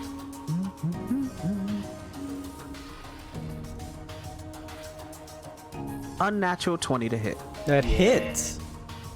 12 fire damage. It screeches to the big face boy as it's lit in some amount of flame. Right. And I am just going to back up a bit, and my turn.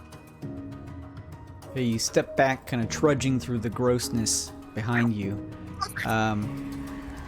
7, sort of heaving a bit, but is able to open a palm and form out of a purple wisping energy a hand axe similar to 6's and chuck it towards Heximal. That is going to hit it. Smashes into it for 7 damage.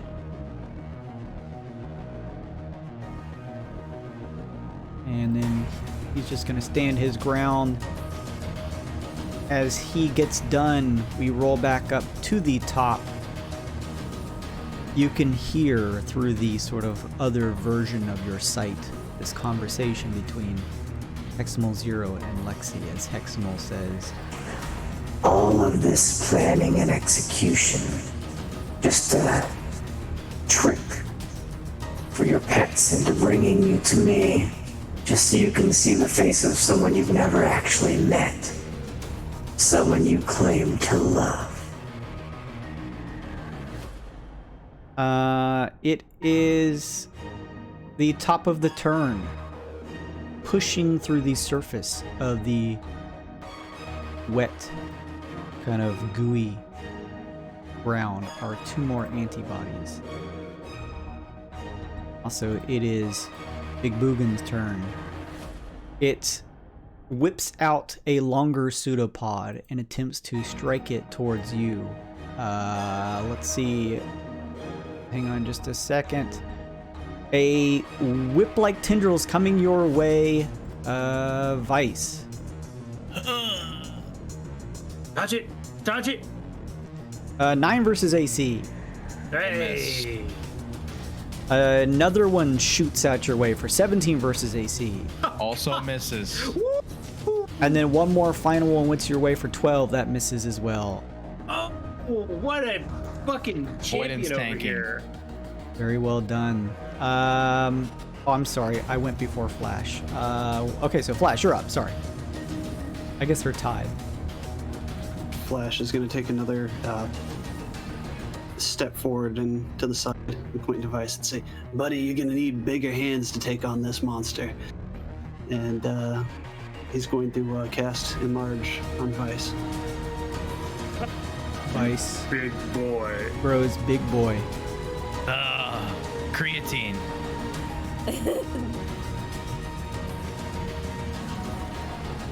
I don't want to, but after seeing him get melted in white goo, I'm going to use You didn't use the bardic inspo, did you? Not yet. Okay. Then I'll keep my bonus action ready then, or my reaction ready for it. That's it. Pass. All right. Big boy already went.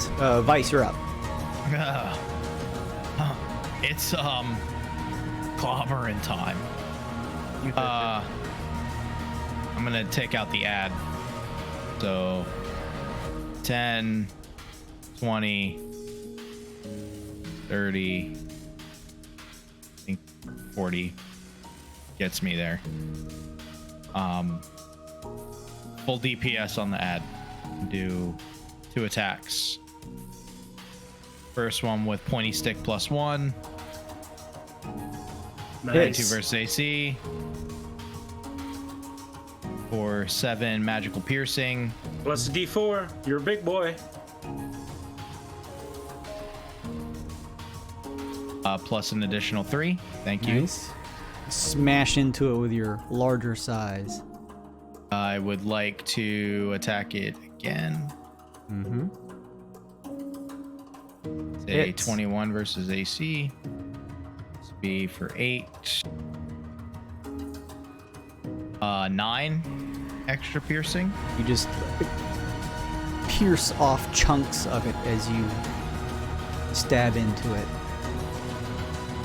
And bonus action to throw an unarmed strike. Hits. Say 21 or 6 magical bludgeoning. You lop off its head with a final strike. It melts into the surface. I gambled and won. Yeah, boy. Enlarge is pretty good on a monk. It's a lot of extra D4s. A lot of extra D4s. Thank you for that. I will pass my turn. I've got nothing else to do. Right. Oh, hey, real quick. yes. Am I considered engaged or in melee range of big yes. guy at this point? Okay, all right, thank you. Pass. In between turns, it is going to reel back and attempt to fire another lob at you 6. I need you to please give me a dexterity saving throw. Nice. 21, does it fail? Let me double check. No, you jump in the nick of time as the volley of bile fires, missing you. Word. Nice. By the way, you're up. First of all, to take a potion, is that a bonus action? That is an action. Oh, shit. Is this melee range? Like, if I just move up 1? Yes. Okay, cool. She is going to step up 1, and I guess she is going to try to attack this thing. You got advantage. You're following Domo's orders. Oh, well, first of all, she's going to try to blind it with her chest light again. Sure.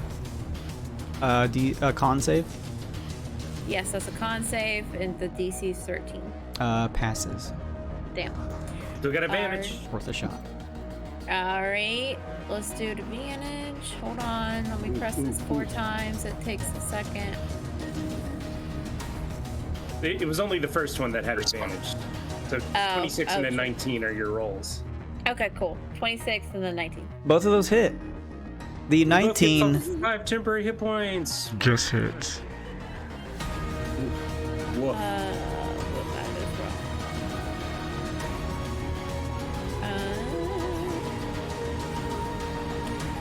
Alright, so that is 26 plus 4. That is 30 points of bludgeoning.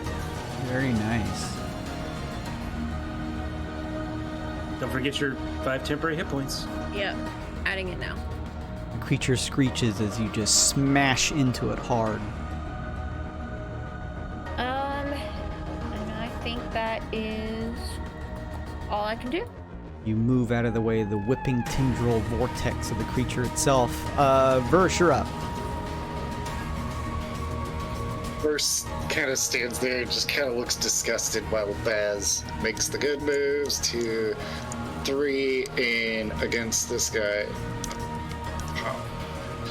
he makes 2 attacks. First attack, 16. Hits. Second attack, 14. Hits. It does 18 damage, and Verse says, "Oh, you're striking out on your own, are you? Well, that's just fine." And I use my Echo Knight ability to have him make yet another attack. I'm going to put a +1 on this. 18 for another 7, so that is a total of 25 slashing. 25 is just enough to send the creature diving into the surface dead. Oh, you think you're a superstar now, Raz? Is that what's happening? I don't believe it. And he'll use his movement to this thing. You, look at me. Thank you.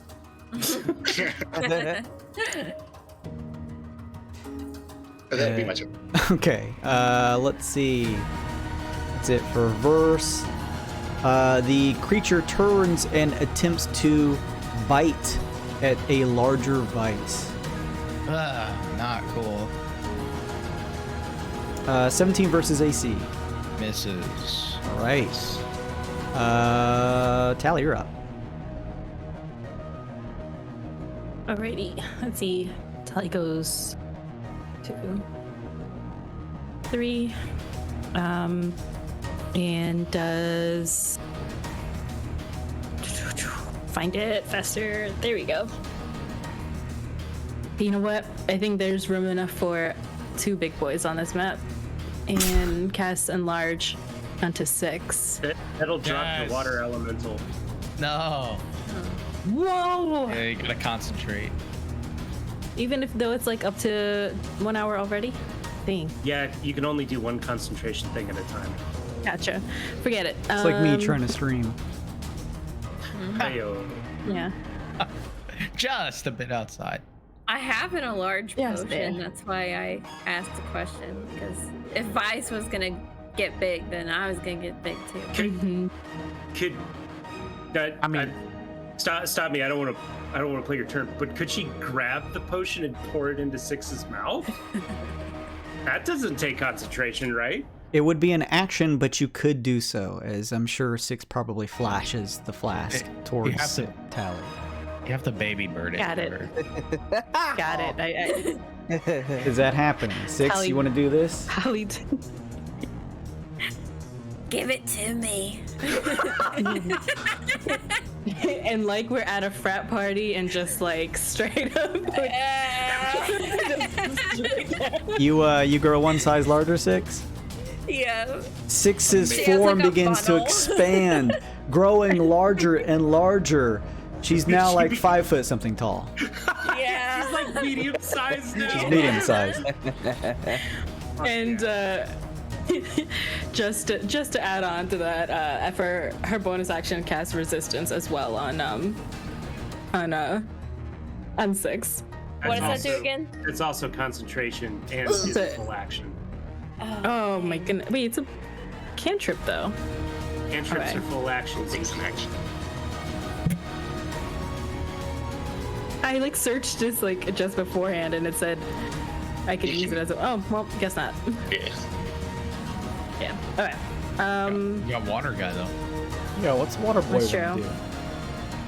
do? Let him do his multi attack, please. That was Hey. Quick question to everyone. Just in case if I need the extra time, would everyone be okay permitting me to go to 12:30 just to get us to where I need to go for the penultimate session? You got it, boss. Good go. I don't know that we'll need to go that far. I just want to have that time. Thank you. All right, We're go gonna ahead. Nova this boss. Thank you. Water elemental attack.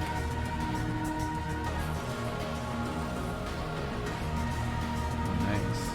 That was the damage roll. That's the damage. Yeah. Give Oh, that shoot, sorry, yes. D20 roll. D20 plus 6. 6.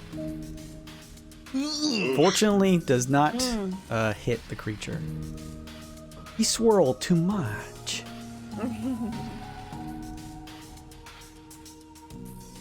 Again.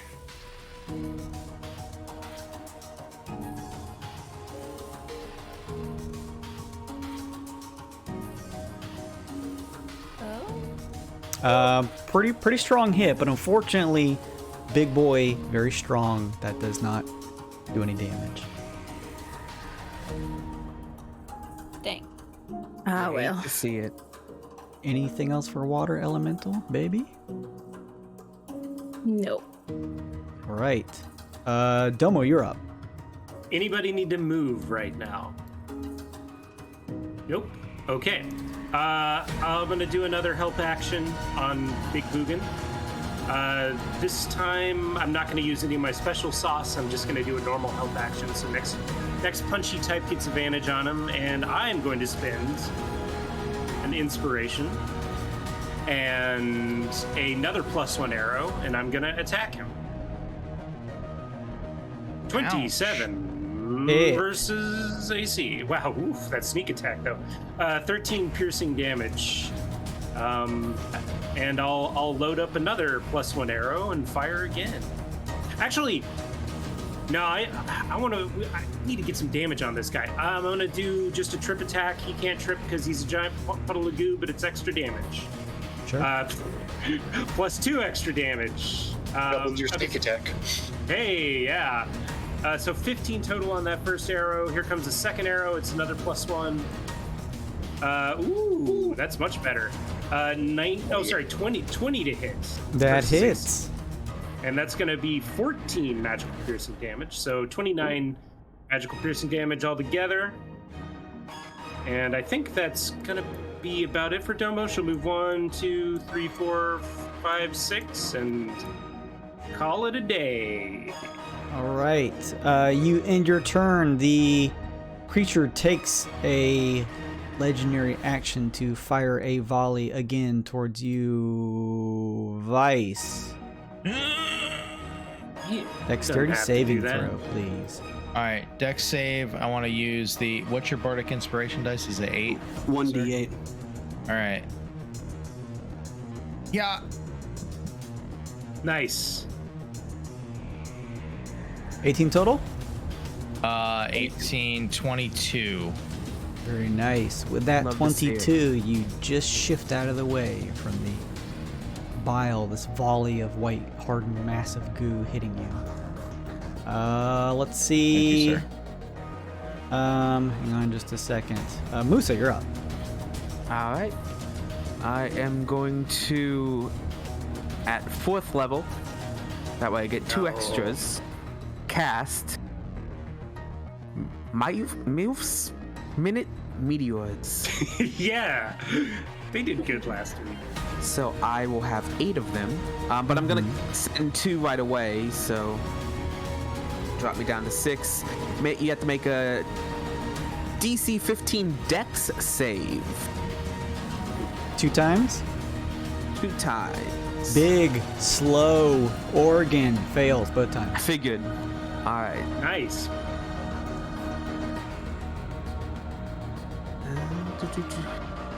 Oh, it only rolled 1. So I get another 2d6.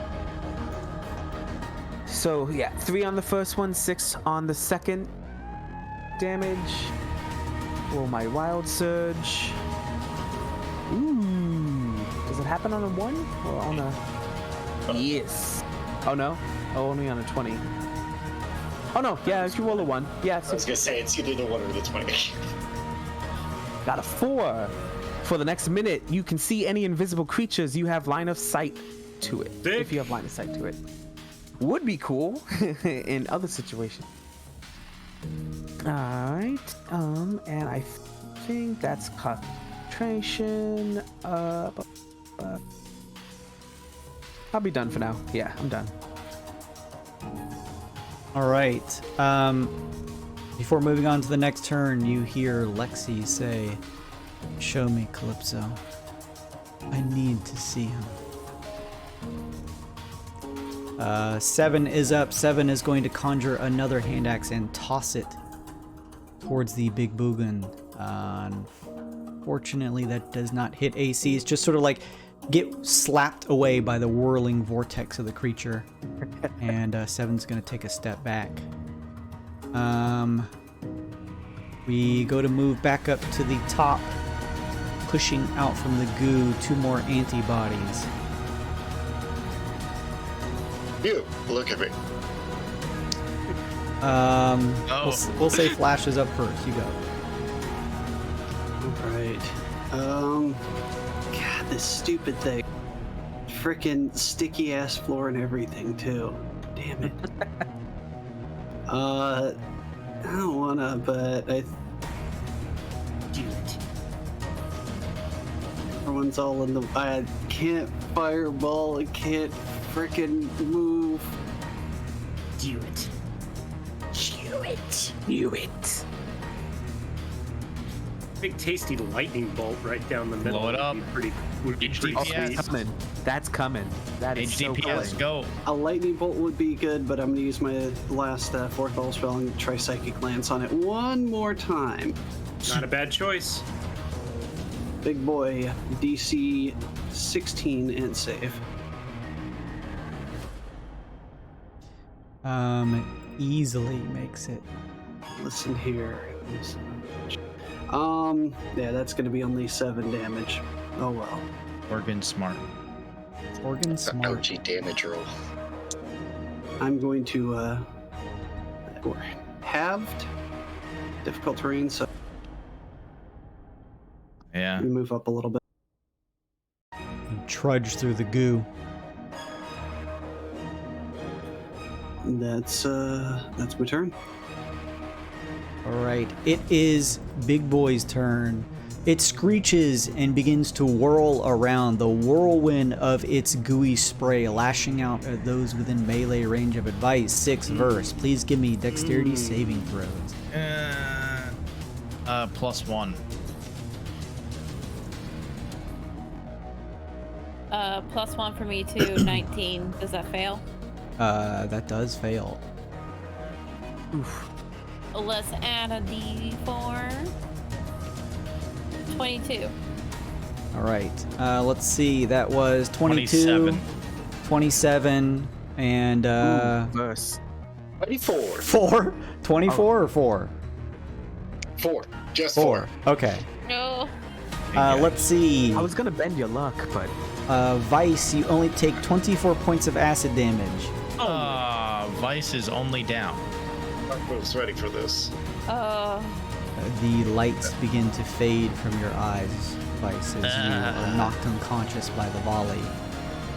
6, you take 17 points of acid damage. Verse, you take 27 points of acid damage. I resisted as I pull out a scroll of resist. What is it? Not absorb elements. That's the one. Boom. Nice. So 14. You said 27, right? Yes. Oh, and my axe starts to glow with a poisony glow. Wonder what that means. It is done. We move over to the antibody. Antibody moves over to Vice. And attempts to whip him with a pseudopod. Nice. Is that advantage on incapacitated? It's Incapacitated. melee, he's prone. Can't take actions or reactions is the only thing it says on D&D Beyond. 16 versus AC. Miss. The shifting goo underneath both of your feet throws off its aim a little bit, and it is unable to hit you. Vice, you are up. Please give me a death saving throw. It's just a D20? D20, 1 through 10 is a fail. Or no, is it 1 through 9 fail? 10 and up? I think it's 10 and up is Yeah, success, 10 and up. I think they give you a little bonus. 10 and up is you get 1 pass. Okay. You pass. You get 1 good saving throw. If you get all 3, you can get stabilized, I think, or at least not die. You're still unconscious. Everything is black for you, but you're not dying currently. 6, you're up. You are medium size now. The world is your oyster. Shit. Somebody's got Vice. I can get him. We all got Vice. All right. Six is going to try to blind the guy again. For the thingy. Con save, DC 13. Passes. Damn! Alright. And she's just You have gonna- advantage because of the order. Thank God. Because that was bad. Oh my God. At least it's damage. You were gonna trigger the weird either way. What a game. Remember your suits. Look at us. Hey, look at Who would have this guessed? team. Who would have guessed? Strong damage. Oh, thank you for rolling that already. That's nice. I got you, I got you. Your suit goes up by 1, 2, 6. Look at that. Look at that. Also, Look at that. on a 4, let me take a look real quick.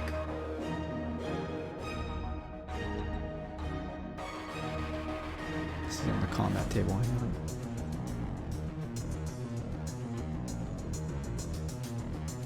on. You look down, seeing that the gloves on your hands from your Hexi suit begin to shift and change. Your hands turn into feet. This does not affect them in any negative way. While prone upside down, you can crawl at no additional movement cost and can move an additional 10 feet. Now, does she get an extra use of lucky because she has extra rabbit's feet now? Oh, yes. I'll say yes. Shit, hero. Hold shot. Swish. Hell yeah. Wait, so I can move Yeah, extra 10 feet no matter how I walk? Correct. Well, as long as you are crawling upside down. Okay. In the creepiest way possible. Yeah, exorcist that's style. All right. What was okay, the damage on that? 21? Well, I was about to say, let's Okay. roll this damage. No, 21 was the second hit. Gotcha. So we got a 16 plus a 10, that's 26, plus 4 from raging, so that's 30. Plus from my suit, I get an extra D4. So that's 33.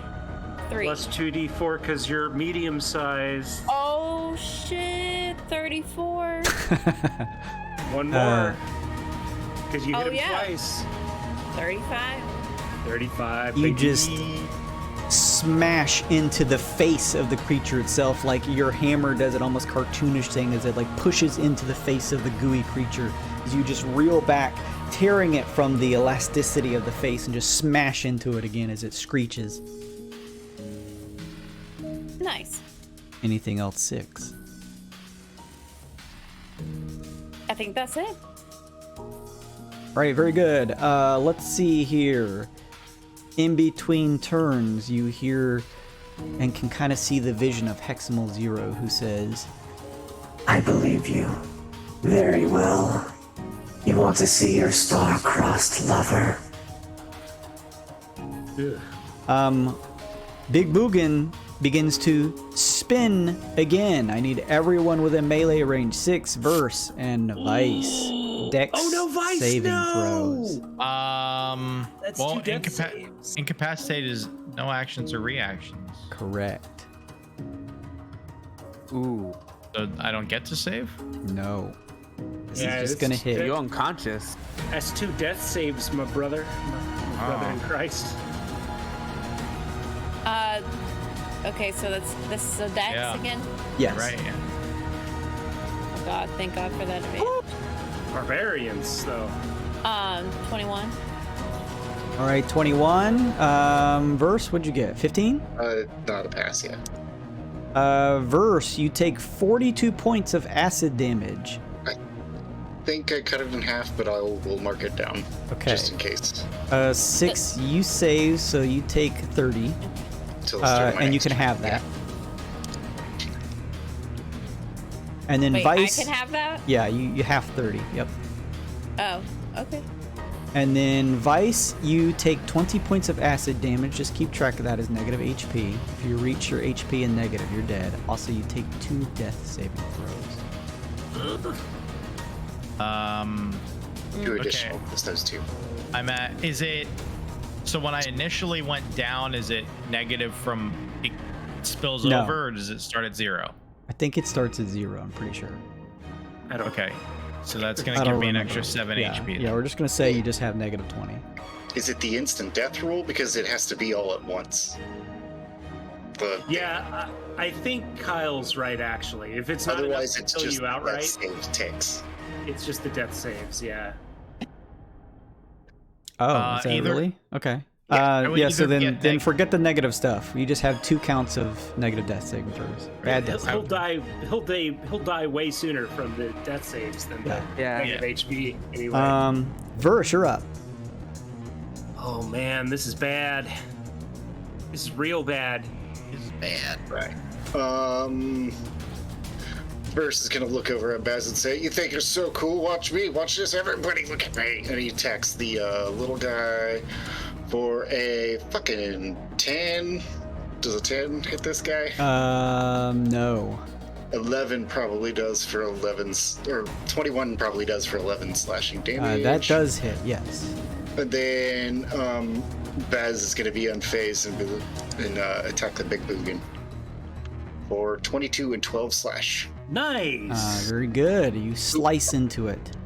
I have bookkeeping on this guy. I had the poison from resist goes off against him, as well as my suit.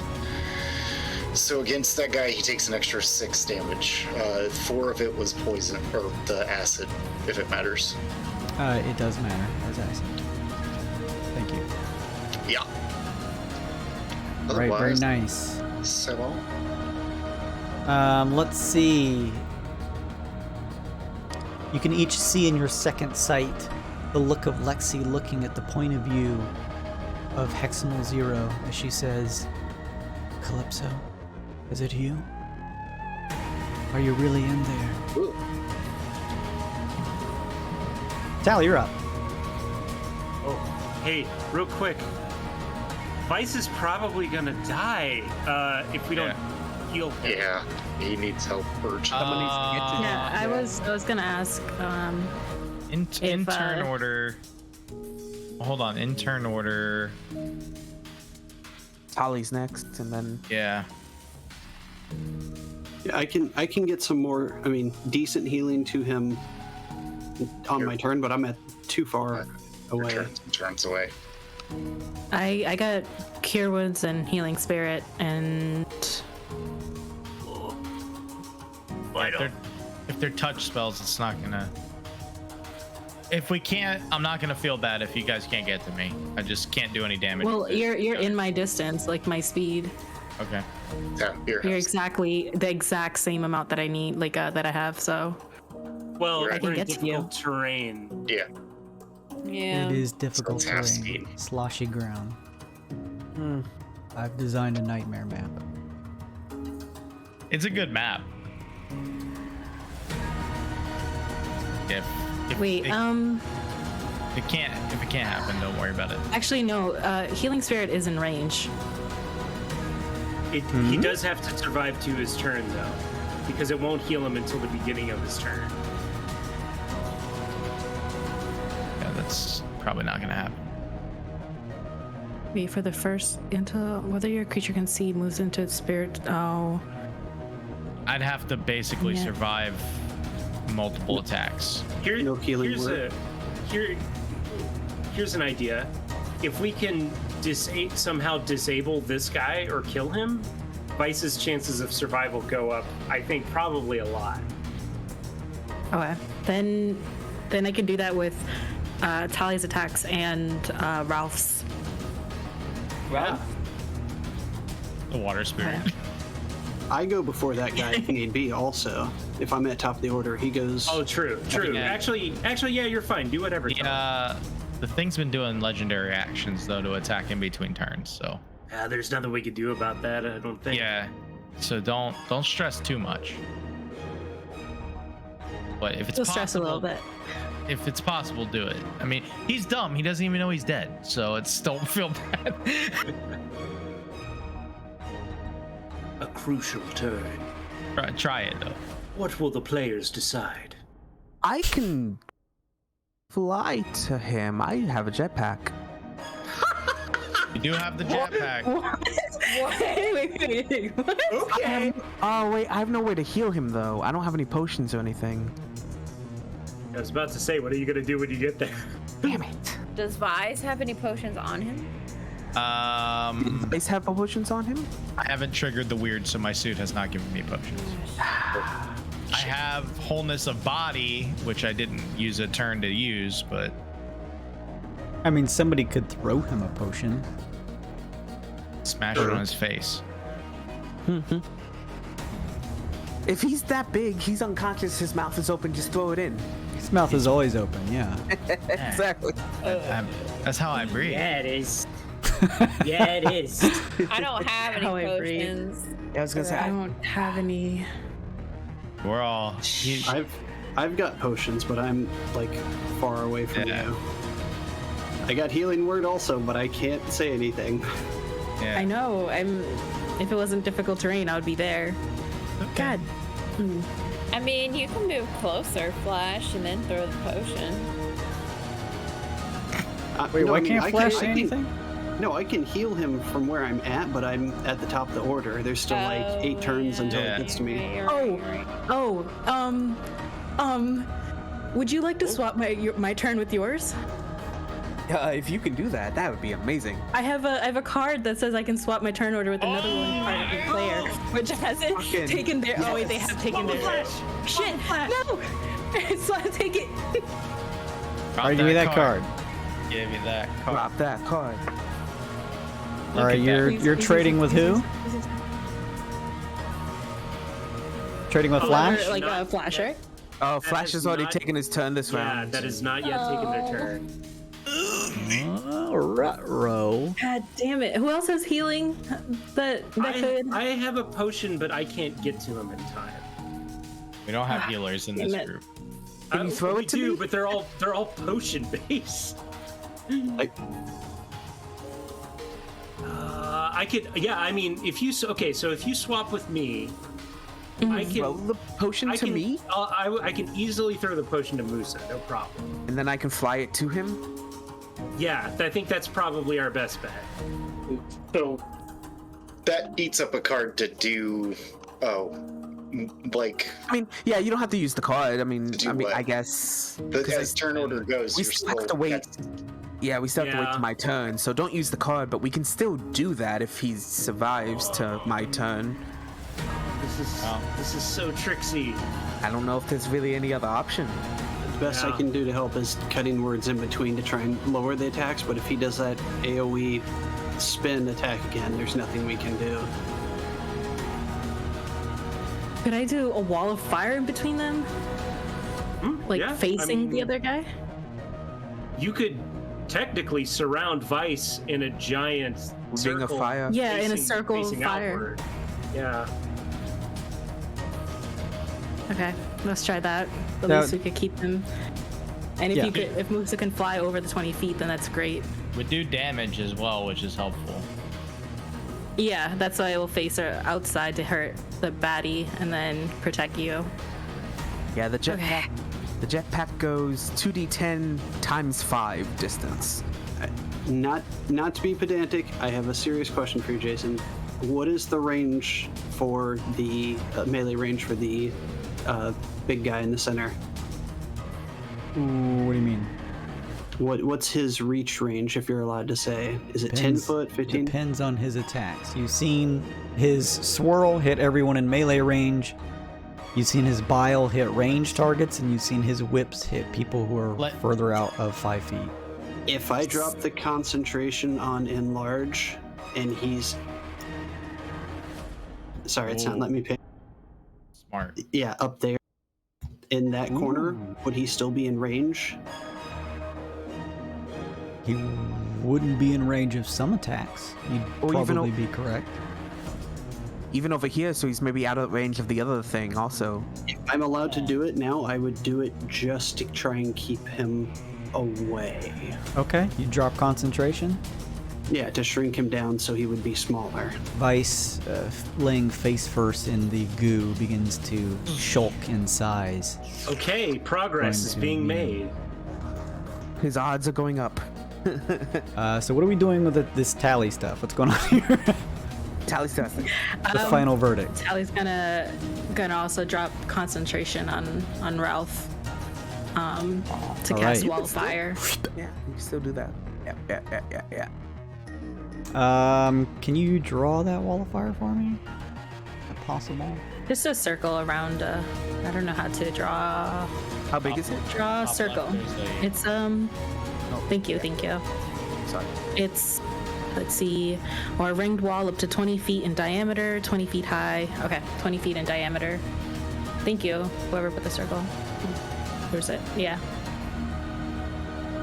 Nope. The right size. Delete that. It's a little Yeah. bigger than that. It's It's like this, right? yeah. It says up to, so I'm gonna choose to like, Radius. Oh, okay. yeah, just to keep Vice in there. That's actually Yeah. that's good. That's good. That's that, good. like If that. It gives me hurts room to anything. land. Exactly, yeah. A wall of guys are- flame shoots up. Does that immediately hit any of these baddies? Yeah. Yes, deals 5d8 damage to each creature. Holy shit. All right. Give me that damage roll. Vice is saying his goodbyes in the chat. I do this for you. I fight for my friends. Alright, did I cast it in the chat already, or no? No, I didn't. Okay. Kakarot. You need to make a deck save. Yeah. Yeah. They take half a 19. Both fail. Nice. You watch as the antibody, smaller one, is just like nearly completely melted from the sheer flames emanating from the wall of fire next to it. And of course, Cool. the swirling Heximal stabilization organ screeches as part of its body is charred from the wall of fire that's just like pressing up against it. Very nice, Tally. Anything else?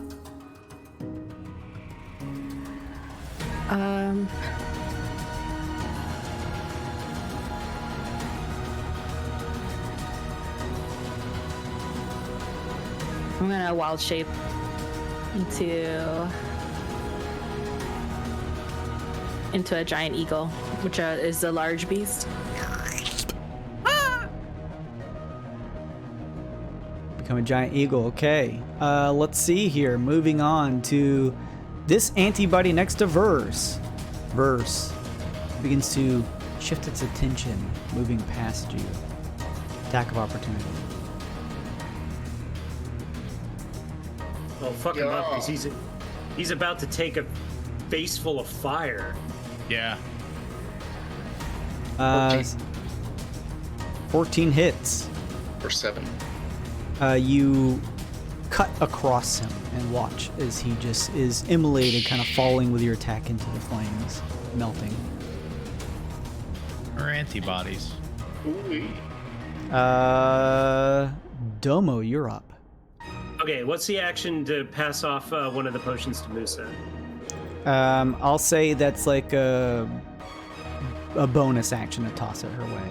Okay, I'll move 1, 2, 3.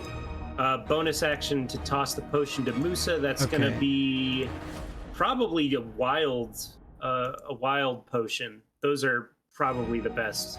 I think those do the most health because they're your hit dice. And if that's a bonus action, I'll just, now that Musa's got the potion, I'm just gonna lay into this bad boy then. Sure. +1 arrows. All of these attacks +1 arrows. 22 or Hits. 23 rather. It's going to be 16 magical piercing plus. Let's use another trip attack. Actually, I'm going to use a maneuvering attack. Musa, go ahead and move up to half your speed. Taking into account difficult terrain, I think that's just one. So one space? Okay. Yeah. It's okay. I'm going to keep using it. All right, so that's 18 magical damage. Nice. Second attack. That's a 30. Nice. That's gonna be Musa, move another square.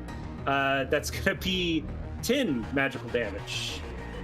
Your arrows connect. The creature screeches as it violently whirls around faster and faster. You feel the swirling goo underneath your feet begin to quake and tremble some.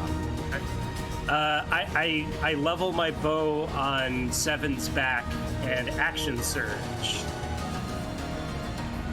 Fire. Another 30 versus AC. And my last good boy point, Musa, move another square, just in case. Just in case. All right, so that's 9, 10, 20.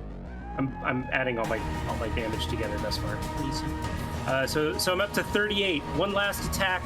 I'm gonna use maybe a +1. We'll see. 20. Yeah, I'll just leave it at that. 20 hits. 21. And that is going to be 9 more additional damage for a grand total of 45 magical piercing damage. And that's all I got, folks. Oh, it is hurting. Pieces of its body are just like sloughing off as it screeches. The entire area begins to like bend and bow up and down, almost like a wavy nature underneath your feet as you try to maintain where you're standing. Domo's just like, I never got to. Vice! All right. It just unloads arrows into it. Musa, you're up. All right. I kick on my jetpack. Hell yes. Which will move. Everyone 10 laughed when you bought times this, Musa. 5, right? Yeah, I mean, here it is gonna save someone's fucking life. So it moves 2d10 times 5, so that means I get to move 50 feet with it. Is that enough? Please tell me that's enough. Perfect because it's Oh, 5. yes, with the extra movement I gave you. Yes. Your movement saved. Cannon. Oh boy. Oh, maneuvering attack. You shoot over, even over the organ itself as it stares up your way, looking at you with its gaunt open mouth. You shoot over the wall of flames and land right next to a unconscious Vice, looking worse for wear. Pull out that wild potion. I use my action to give it to Vice. You pour it into his mouth, kind of pulling his face up a little bit. Vice, the darkness begins to recede. You are in pain, some amount of pain, but you see Musa standing over you as you pull yourself back to life. You hear one of your hit die. Just one, Luke? It's plus proficiency mod, so it's your hit dice plus proficiency mod, including your con mod on the hit dice roll. All right, D8 plus 5. Wow. Nice. And then, as a bonus action, I will send 2 meteors at the organ. You have disadvantage on both of those if they're attack rolls. Are they dex saves? They're dex saves. Dex saves, yeah. Nice. Yeah. Fails Even better. both of 15. them. Bow. Saves 15 or weakness. total, you said? What's that, Jason? He failed both of them. Oh, sweet. So Saying saves or 46. weakness for big old boy here on some stuff. 12 fire damage. Nice. More pieces just shoot from its body. You can see its mass, where it once was much larger, it's beginning to thin out rapidly from your just increased assault on it. All right, that was my move, action, and bonus action. So I am done. Guys, that was some fucking teamwork. We just saved Vice's Seriously. life. That was amazing. I look down, I'm like, Vice, you know I'm the one who's supposed to die here, not you. I was dying? No, don't die, Musa. No. Wakes up in a ring of fire. Am I in hell, bro? Seven steps up 3 spaces and using another conjured hand axe, throws it towards the Heximal antibody standing near the wall of flames as it catches into its chest, falling over and crumpling into the ground. We roll back up to the top. 2 more antibodies appear. Ew. Flash, you're up. Oh, what's the range on wall of fire to burn things that's stop? Would it spawning count as stopping? No, I think on its turn, if it ends there, it would take the damage or walk into it. I tried. Good idea. Yeah, within 10 feet. I'm going to move 20 to here and cast. That's the Aura of Vitality. Nice. What's that do? I can use a bonus action to heal anybody within 30 feet of me for 2d6 hit points. Concentration up for a minute. Yeah. That's what he said, bro.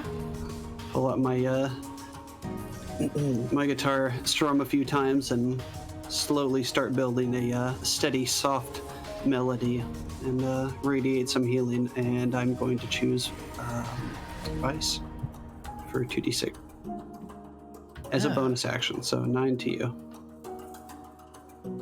It's good, bro. And that's it.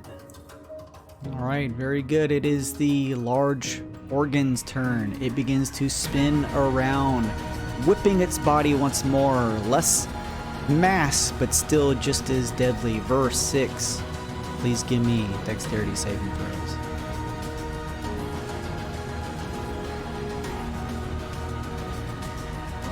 I assume a 14 fails. That fails. So do I get to do my thing twice because I have extra feet? Sure. Just one time with the weird, yes. Yay, one time. Oh, wait. Is that just a... No. I mean, it's you did it. 8. That's yeah, a 22. you succeed with all 4 of your feet. Hell yes. Rabbit. Kyle, you got a dex save. He rolled. Oh, 6 there it is. takes 28 points, halved, 14 points of acid damage.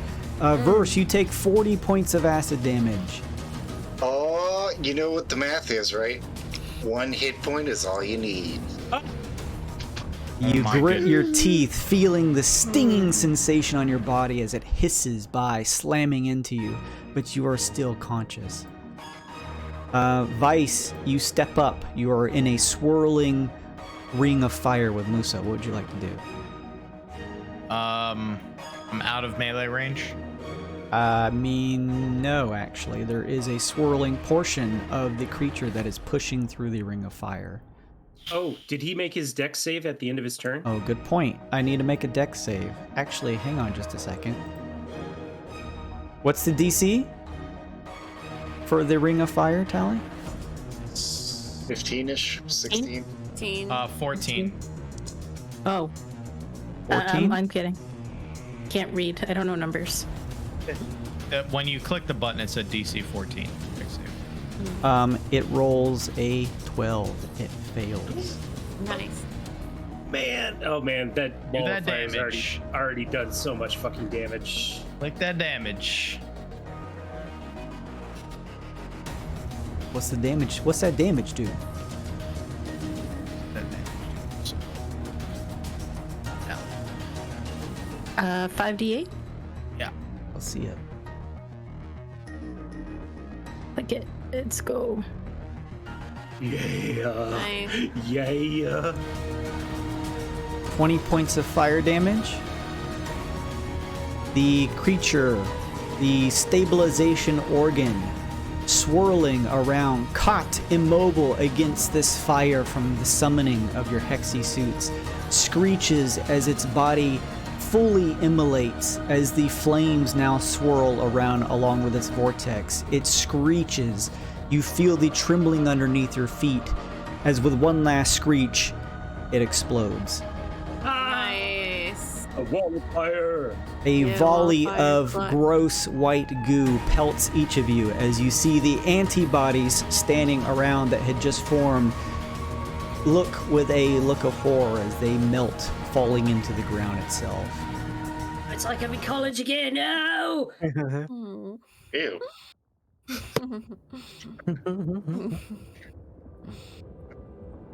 The ground below you Curious, begins but I to don't want to know more.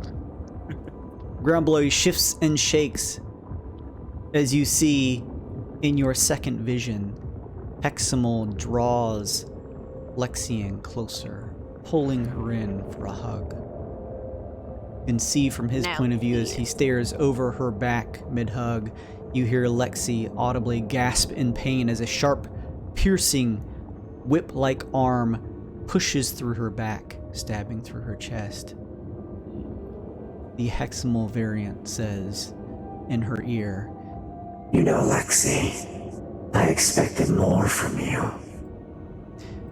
it pulls back to look at Lexi's face. She stares back at him, unflinching, and says, just like your original owner, ego was your critical flaw.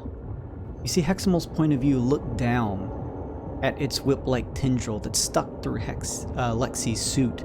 There's no blood or wound apparent, and it grips, trying to pull back its whip arm, but feels stuck there. Lexi looks and says, Lexi did in fact have an uncanny fascination with that Kalashtar. But unfortunately for you, Zero, and she leans in towards his ear and says, I'm not her. The entire space around you all begins to quake. The white goo erupting and erratically beginning to expand and fill the white interior that you all stand in here. You each try to just stave yourselves from toppling over as the whole area quakes. Your Hexies push out and appear in your suits, and they say, Heximal, this place is collapsing. We have to escape. But we cannot properly translocate to the outside. We are trapped here. What? There's got to be something we could do. As they say this, forming out in the middle of you all is a black open space that just tears through here. Hang on just a second. I like the sound of that.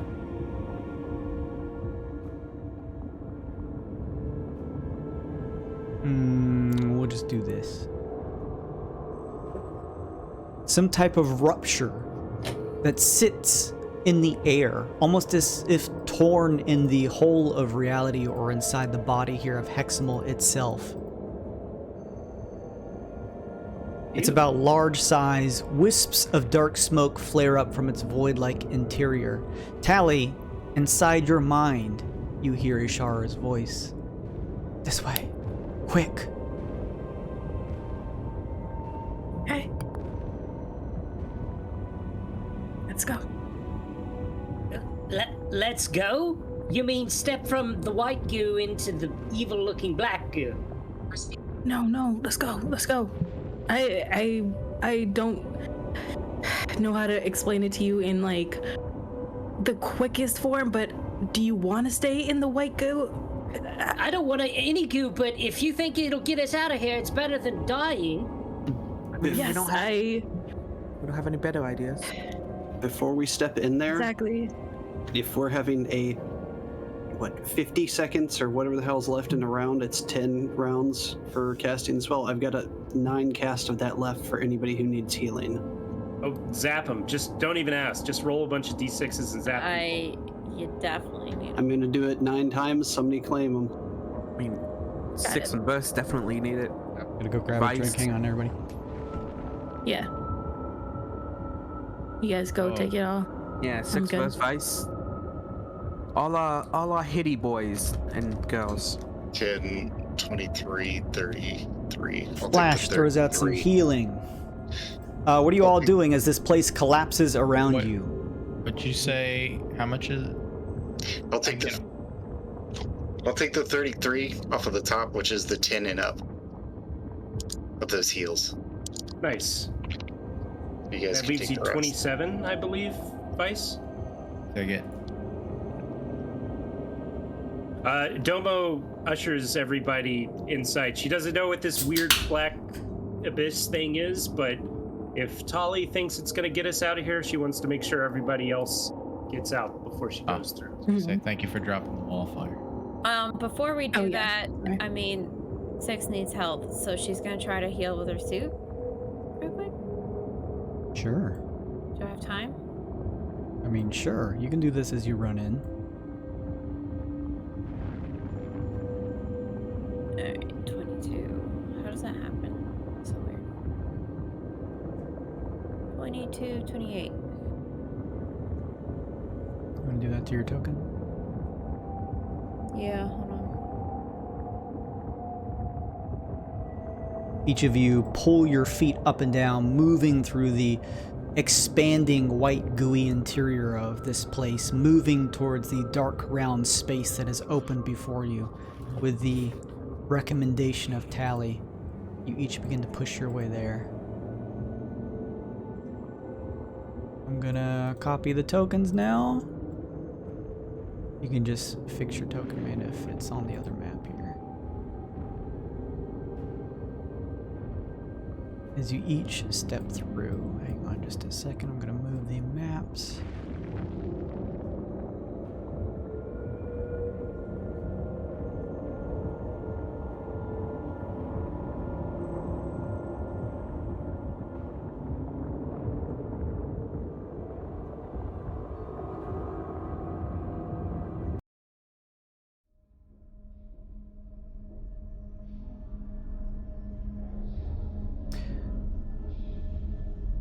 All of you find yourselves entering this black space. You each feel a crushing pressure on your bodies as a hazy dark mist swirls around you. You can feel it shifting, moving, tangling, gripping towards your appendages. The white space where you came from has vanished. Tally, pushing towards you, almost trying to fight these wispy, dark portions of smoke that grab at her as well. You see Ishara in her humanoid form, tearing free from the darkness. She thrusts all of her arms forward into the inky black, and begins to tear open, almost like a hole in the space itself. Everyone else, for the first time, sees Ishara in her humanoid form. Tally, if you would, what does Ishara look like one more time? Really tall being, almost 7 feet taller, something really tall, with like all these arms behind her holding different various objects. Bluish, inky skin. You all watch as this Ishara tears open a hole similar to the one you just saw inside of the Heximal space. This one still almost an inky black, but she turns and almost like floats in this space where there's no ground over to Seven and looks to the rest of you and begins to lead towards this other hole. She looks to you all and looks around the environment that you are all in before turning and saying, Quickly, you must leave this space. I've opened a channel to get you back where you were outside of that creature, but you must go now. I don't know what's happening, but all right. Does everyone At least head we're out.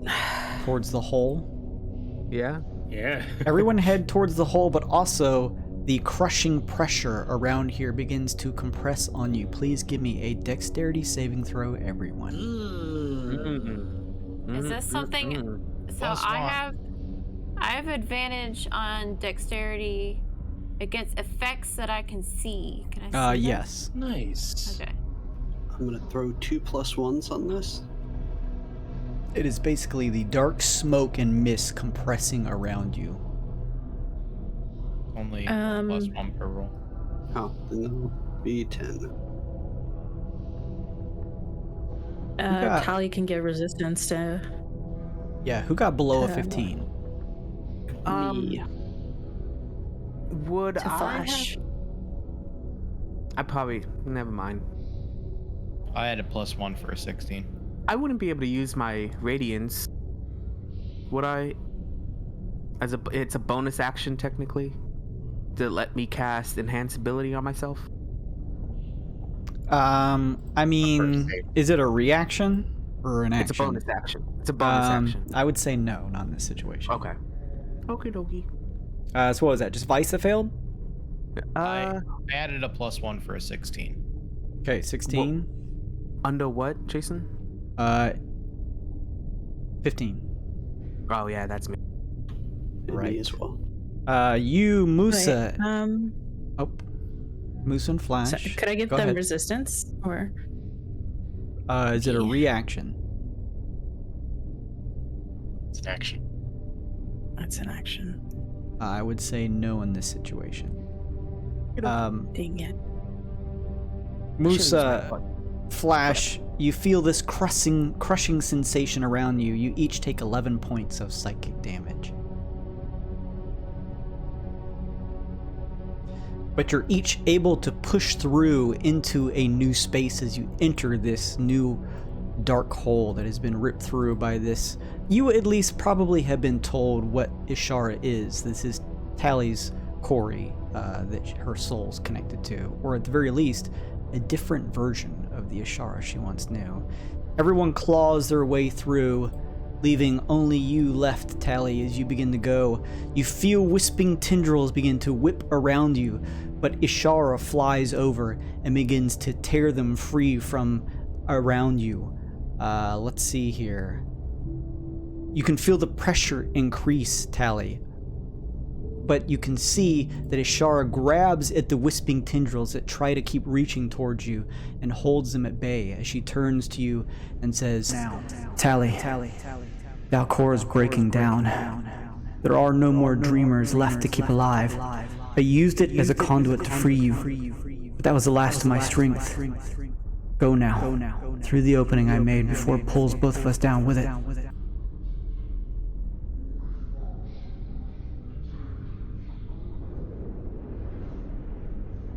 what do you do, Tally?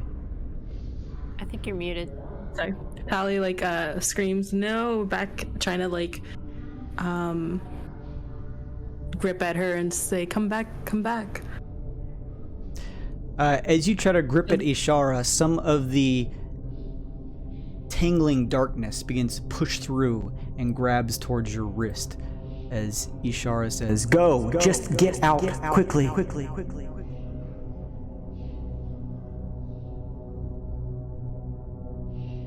Tally is has tears coming down her eyes and just lets go. You begin to shift towards the opening. You hear the voice of Ishara one last time behind you as you near the open rift as she says, Tally, I hope you find your true Ishara.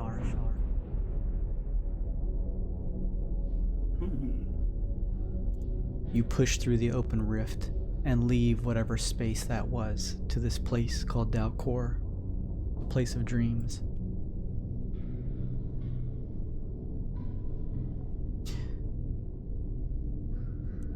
You find yourself with the rest of the group nearby. In just a second here.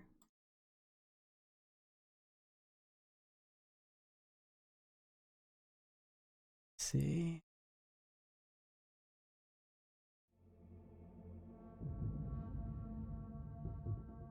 All of you find yourselves exiting this black void that Ishara opened for you. You watch as you exit Tally. It collapses in on itself behind you, pulling in and disappearing into the darkness of wild space behind it. Everyone finds themselves back in the ruins of Neogokyo, except this time the pounding rain has stopped. Not subsided, but quite literally paused, as it seems to just, in a freeze frame, be hanging in the air. Heximal's body, you can see now, is contorting. It screeches one last screech as it is pulled and subsumed into Lexi's Hexi suit. Huh. Purple electricity arcs off of her as she grips at her abdomen and bends over, the pressure in the air crackling like fire. Physical space around Lexi bends for a moment before slowly returning to its normal state as Lexi pulls herself back upright and composed. She looks to each of you, and the rain begins to fall again.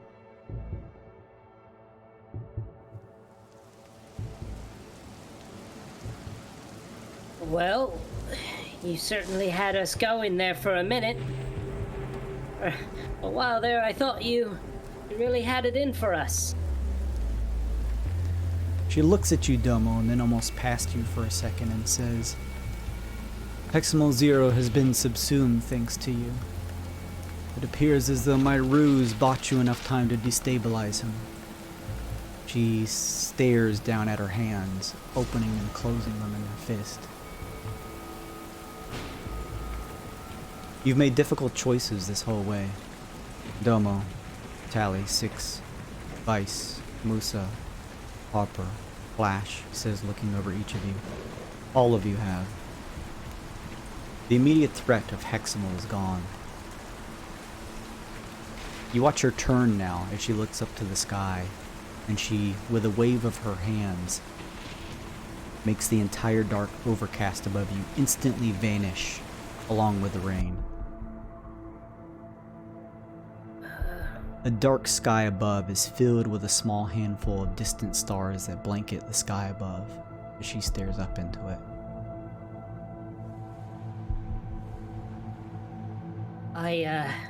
It's a neat trick you did there.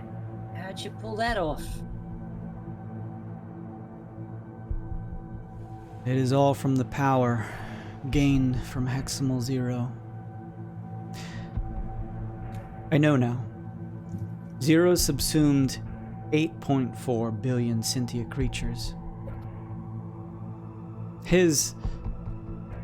This power, it's on a level I could have never fathomed, even with my genius mind. And now that brilliance has been multiplied beyond recognition. It's truly unquantifiable.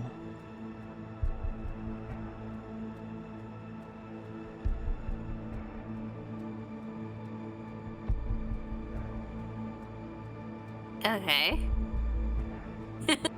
So, what are you gonna do with all that power? No one man should have all that power. You said that you all wanted to return to other collateral realities to make a home for yourselves. That'd be nice. I can see all possible outcomes now. I can run all of the numbers. I see it all now. And in every situation, Heximal still wins. All except one.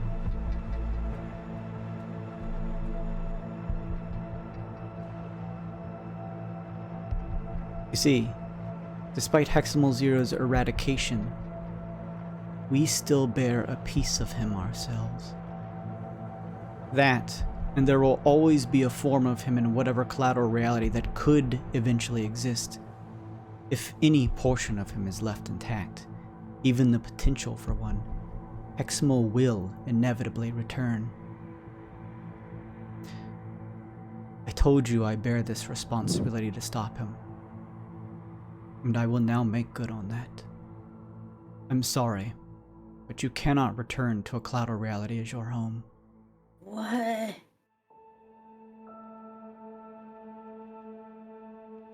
It's not fair. I know. How can you do that to us? You've each sacrificed whatever was necessary to stop Heximal up until this point. But to fully end this feud, we must sacrifice ourselves. She waves another hand. And this time, as she does, the ground beneath you disappears. The ruinous state of Neogokyo's downtown area gone. The entire satellite is gone. You now float in wild space. Somehow, although you're not sure, there's air somehow as you feel yourselves able to breathe. She floats in wild space herself as she looks to you. I'm glad you were able to make it out of Heximal Zero alive to see this. It's all been theory up until this point, and now I have the power to fully carry it out. In order to ensure Heximal's full absolvement of ever existing again, we will need to not only destroy what's left of this reality, but all potential realities. You will bear witness as I enact total reality collapse. I don't think so. After all that smart and hoity-toity talk you had, you telling me you can't think of a way out of this with us working with you? She ignores you as she begins to send ripples around her in the air. The sky itself begins to crack and fracture like glass, portions of it chipping off, revealing several thousand other reflective fragments underneath as she raises her arm above her and her form radiates with a scintillating light. I mean, I would probably give her like a warning shot in her leg or something at this point, unless anybody else has something they want to try. Twixt ain't giving no warning shot. I mean, she's gonna. She's throwing a dagger straight for her. Ooh, saucy. Use heartache on her. Or cast heartache on her. Well, meteors. Yeah. Allie throws ice knives at her. Oh my god. Full party. All of you make attack rolls. Also, Yeah, Musa, give me a history check, please. Heartache for her is a charisma save, DC 16. The meteors are DC 15 deck save. Let's see, 6 in Vice, 24 is to hit. Yeah. All of them fail.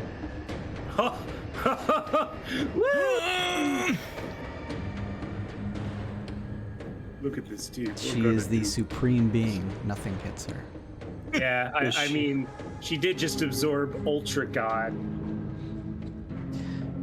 Musa, all you know is that she said that she's about to enact total reality collapse. And you know, with that history check, reality is probably ending. No, we didn't come this far to end it like this. No! They didn't sacrifice themselves for nothing! And she pulls out the cube that the Musas gave her. Oh, look at this. And what was it? Pushes it into her chest? Okay. I think? You push it up to your chest and you actually watch now as it is absorbed inside. Ooh, look. You won't make that sacrifice mean nothing! As you do, your suit, Musa, stretches out a series of pseudopods that connect to the rest of the group while Lexi is doing this. Each of them connect to one another, as you are all now linked. You hear in your minds the voice of what sounds like Lexi. If you're hearing this message, then that means I am no longer alive. My name is Lexi, and I was a reality architect for the Maester mines on Neogokyo. The Maesters discovered an abandoned Modron research station and brought a foreign entity to me labeled Heximal. I studied it and its origins, tying them back to a man named Calypso. He wished to use Heximal to change the world, but was subsumed by the entity before bringing his wish to fruition. He was a brilliant man. The more I learned about his work, the more I felt a strange connection with him. I suppose you could call it an obsession.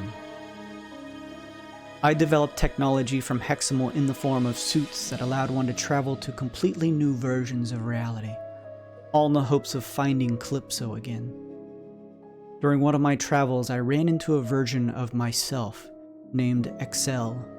who promised to come back to Zero Reality and privately aid in my research.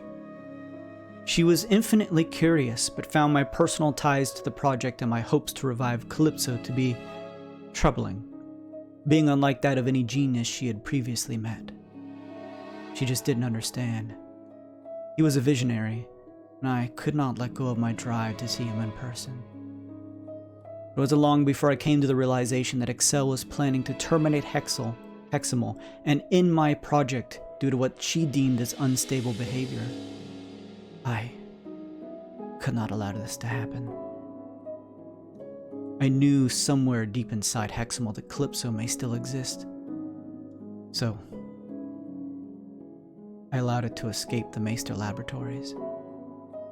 I knew it was dangerous, but I just couldn't stand to watch Heximal be destroyed by Excel. She was me, but with one critical difference. She was like all the other genius. Logical to a fault. The reason I made this backup was in the event that I perish and Excel continues her plans to stop Heximal. Before our relationship deteriorated, we both researched a worst-case scenario in which Heximal grows far beyond anyone's control and attempts to subsume all existence. Theoretical, for the most part. What Excel hypothesized was a TRC, or Total Reality Collapse event, in which several collateral realities are generated on top of Zero Reality at such a high volume that the entire structure of reality itself collapses, leaving only the realms far outside to exist. She saw this as an acceptable last-ditch procedure, which of course made my own stomach churn. So I secretly began an opposing theory: total reality compression. In the event that Excel ever attempts a collapse event, which could only be the case if you're listening to this, it may be possible to stop her using your own suits by canceling it out with a compression event.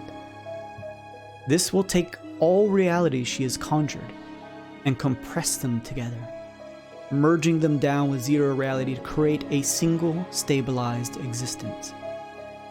Though Excel helped me to expand on your Hexi suits, I was the one who initially created them, and I kept one paramount truth hidden away from her. You've likely been told by Excel that Heximal in any form has limitless potential, able to grow by subsuming other organic material. But the truth is, Heximal has limitless potential, period. It comes from the Far Realm, and thus is not subject to our laws. It does not need to subsume anything in order to grow in power. I kept the secret hidden away from her by installing a hidden limiter into the algorithms to create the suits themselves. And now, by absorbing this data cube, you have unlocked those limits.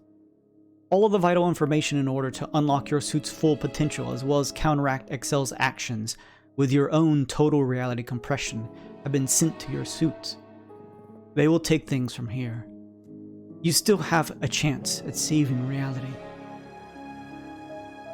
I'm sorry, by the way, that you've been put into this position. This was all my fault. Excel is only doing what she knows to be the best radical solution. Please, don't hold it against her. One of the Hexi suits begins to shift and pop up on your collars, and it says, "We feel a new sensation. We would need to obtain more energy generation in order to stop Excel's TRC event. You may feel strange, but hold tight." Each of you give me an ability check as your suits begin to shift and generate some strange new feeling within you. Any ability check? Any relevant check that would maybe coincide with your suits. Arcane, maybe strength, athletics, to try and generate this power. Okay, acrobatics? Sure. Work? Yeah. Can we use our cards for advantage? Sure. I am. Oh, yeah, me too. I'm going to do that. I want to do pull out my guitar and do a performance check, if that's possible. Nice. Yeah, for sure.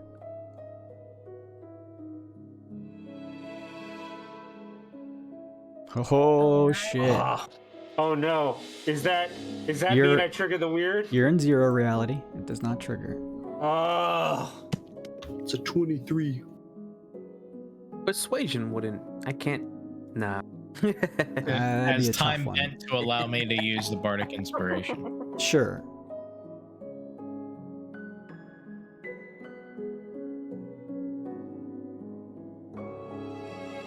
All right, is that everybody? Think so. I think so. Okay.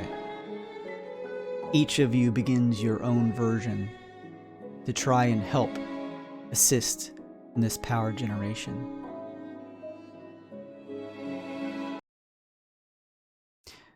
All of you together feel the pressure of your suits begin to tighten more than they ever have before. You feel the pressure pressing against your chest, almost making it hard to breathe. Everywhere around you, shards of fractal reality begin to form, openings to somewhere else. The silhouettes of humanoids begin to push through them. You see now, as they begin to conglomerate around you, that they are you. Hundreds, maybe even thousands of Domo, Vice, Harper, Musa, Flash, Six, and Tally enter from the open fragments that close behind them. They blanket the wild space sky like stars themselves as they all look around towards you. Each bears a similar hexy suit as yours. A Vice variant looks and says, "Hey, heard you guys might need a hand." Yes. A Domo variant says, "So we're here to lend it to ya."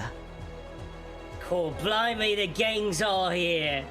A Six variant looks up and says, "I've been wanting to smash this woman's face longer than I can remember anyway." That's N. Lexi's attention appears to be pulled from her tearing reality apart to look at your massive variance with your party at the center. She looks and says, or Excel rather, looks to you and says, "So you multiplied your numbers. A wise move. But a swarm of gnats are still just insignificant pests, easily swatted away. You cannot stop this. You know it's the only logical conclusion." She throws her hands out and a huge wave of energy washes out, knocking the massive variance and everyone back. All of you, please give me a Constitution saving throw.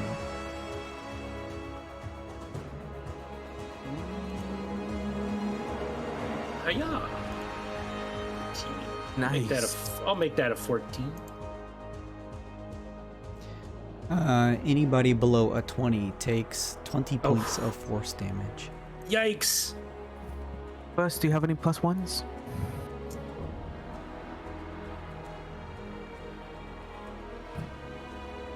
The blast pushes you all back. The tremendous power sends shivers through your bodies.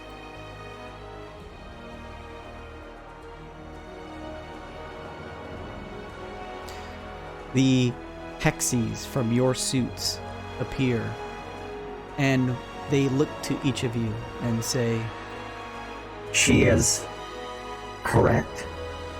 Even with all of our numbers combined, we lack the ability to enact a compression procedure. We have limitless potential, but lack the experience to fully realize that necessary power. You can hear hushed replies from variants that can be heard around you. Six, you see Seven float towards you. His eyes looking down, searching for something in his mind. He looks back up slowly, a grin forming across his face. There was a lot I was gonna say, but there's never any time, huh? We need to get some experience to stop this Lex XL, right? He turns to all of your variants. Are you all thinking what I'm thinking? Seven says to them. They all look confused, but their Hexy suits form their own faces and nod in unison. After a second, A Tally variant looks on with the others nodding. Yeah, I think we do.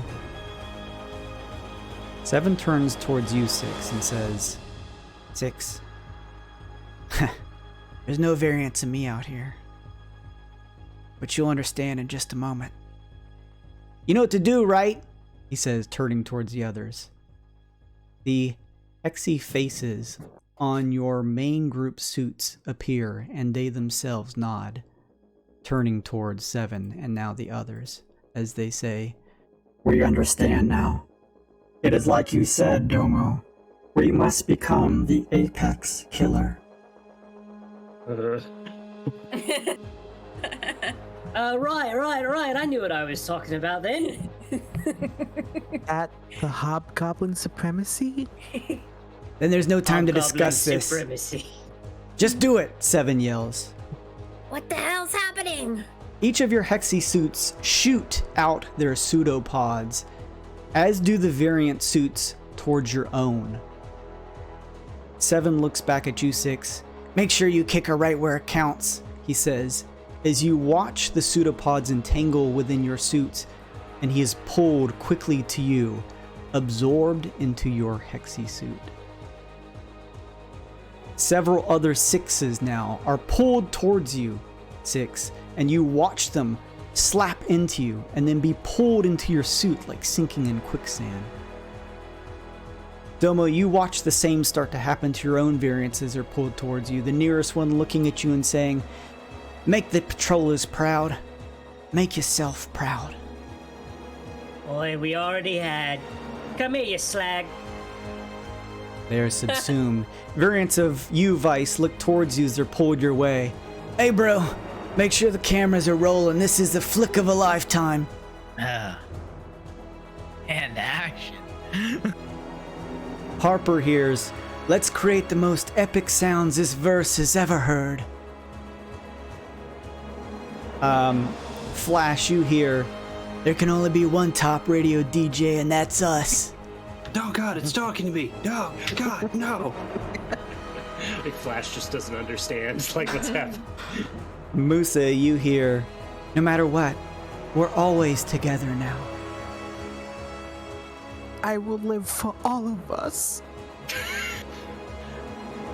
Tally, you hear, you'll never be alone again, even in your dreams. Your suits subsume hundreds, maybe even thousands of you within seconds. Your minds begin to reel at the shifting energy inside of you. The sensation that washes over your bodies. You feel something shifting in your palms again, and as you look, you see your weird pressure number shooting up into the double digits, rapidly increasing with each new variant absorbed. It hits 3 digits before you can no longer physically make the number out as it continues to skyrocket higher. It finally comes to a complete halt, changing from a numbered symbol to the swirling vortex symbol that matches your suit's emblems. Nice. Each of you, and the unlucky 7, have absorbed all of your variants. You've gained the knowledge and experience of thousands of different lives, different worlds and people, untold years of different hardships and obstacles, of good times and merriment. The memories of 1,000 different variants flood your mind as you feel your suits rapidly parse through it all. All of it given to you now in order to stop Excel and save existence itself. You now look on towards her, watching the waves of fragmented reality wash by. Your suits shift. You feel comfortable now. You feel ready for the final confrontation. As we draw this session, the penultimate session, to a close, each of you have gained the experience of 1,000 different lives from your variants. All of their hopes and dreams rest within you now.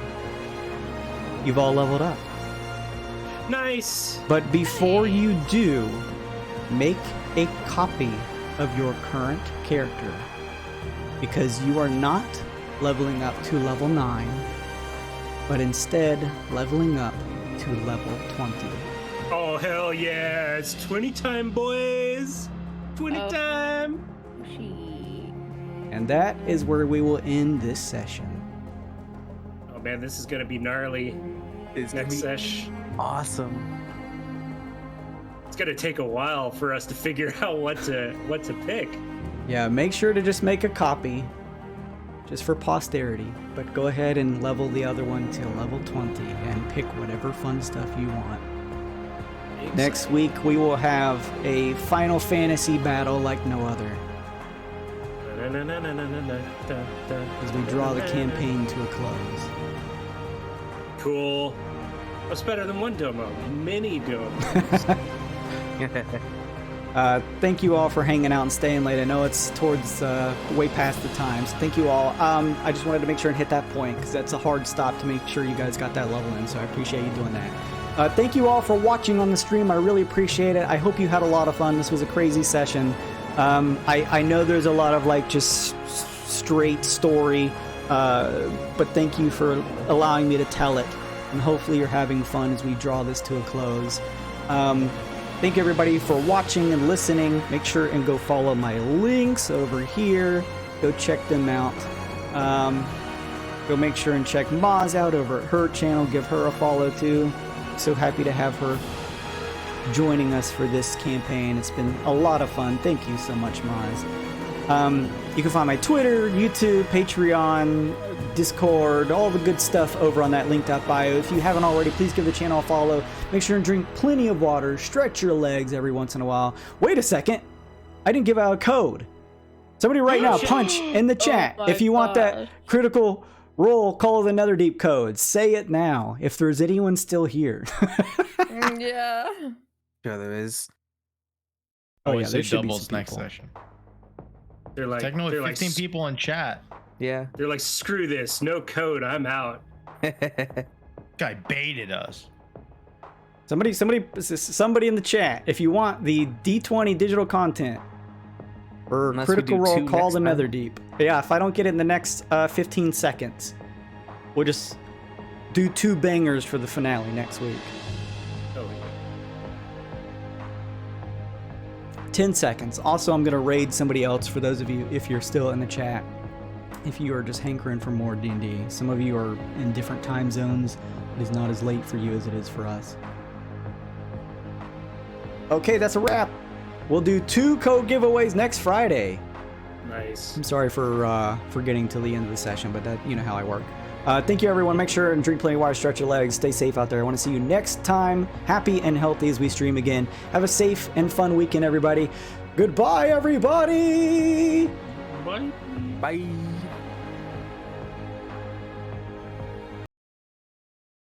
I began to look through the instruction manual, and I see here how to cast magical spells and mage spells and cleric spells. And you go to the pages that it's listed on, in this instance page 41, and they have complete descriptions of how to cast spells and how to contact powerful spirits and how to use these spirits and these powers to overcome, obviously, evil or good, because there's both white and black magic in these books. We picked up another one to see if that was just coincidence, and it's dungeon magic here. And we look through again, and we see in here casting magic spells, page 22, with a complete description. And it says here, each wizard has mastered a certain type of magic.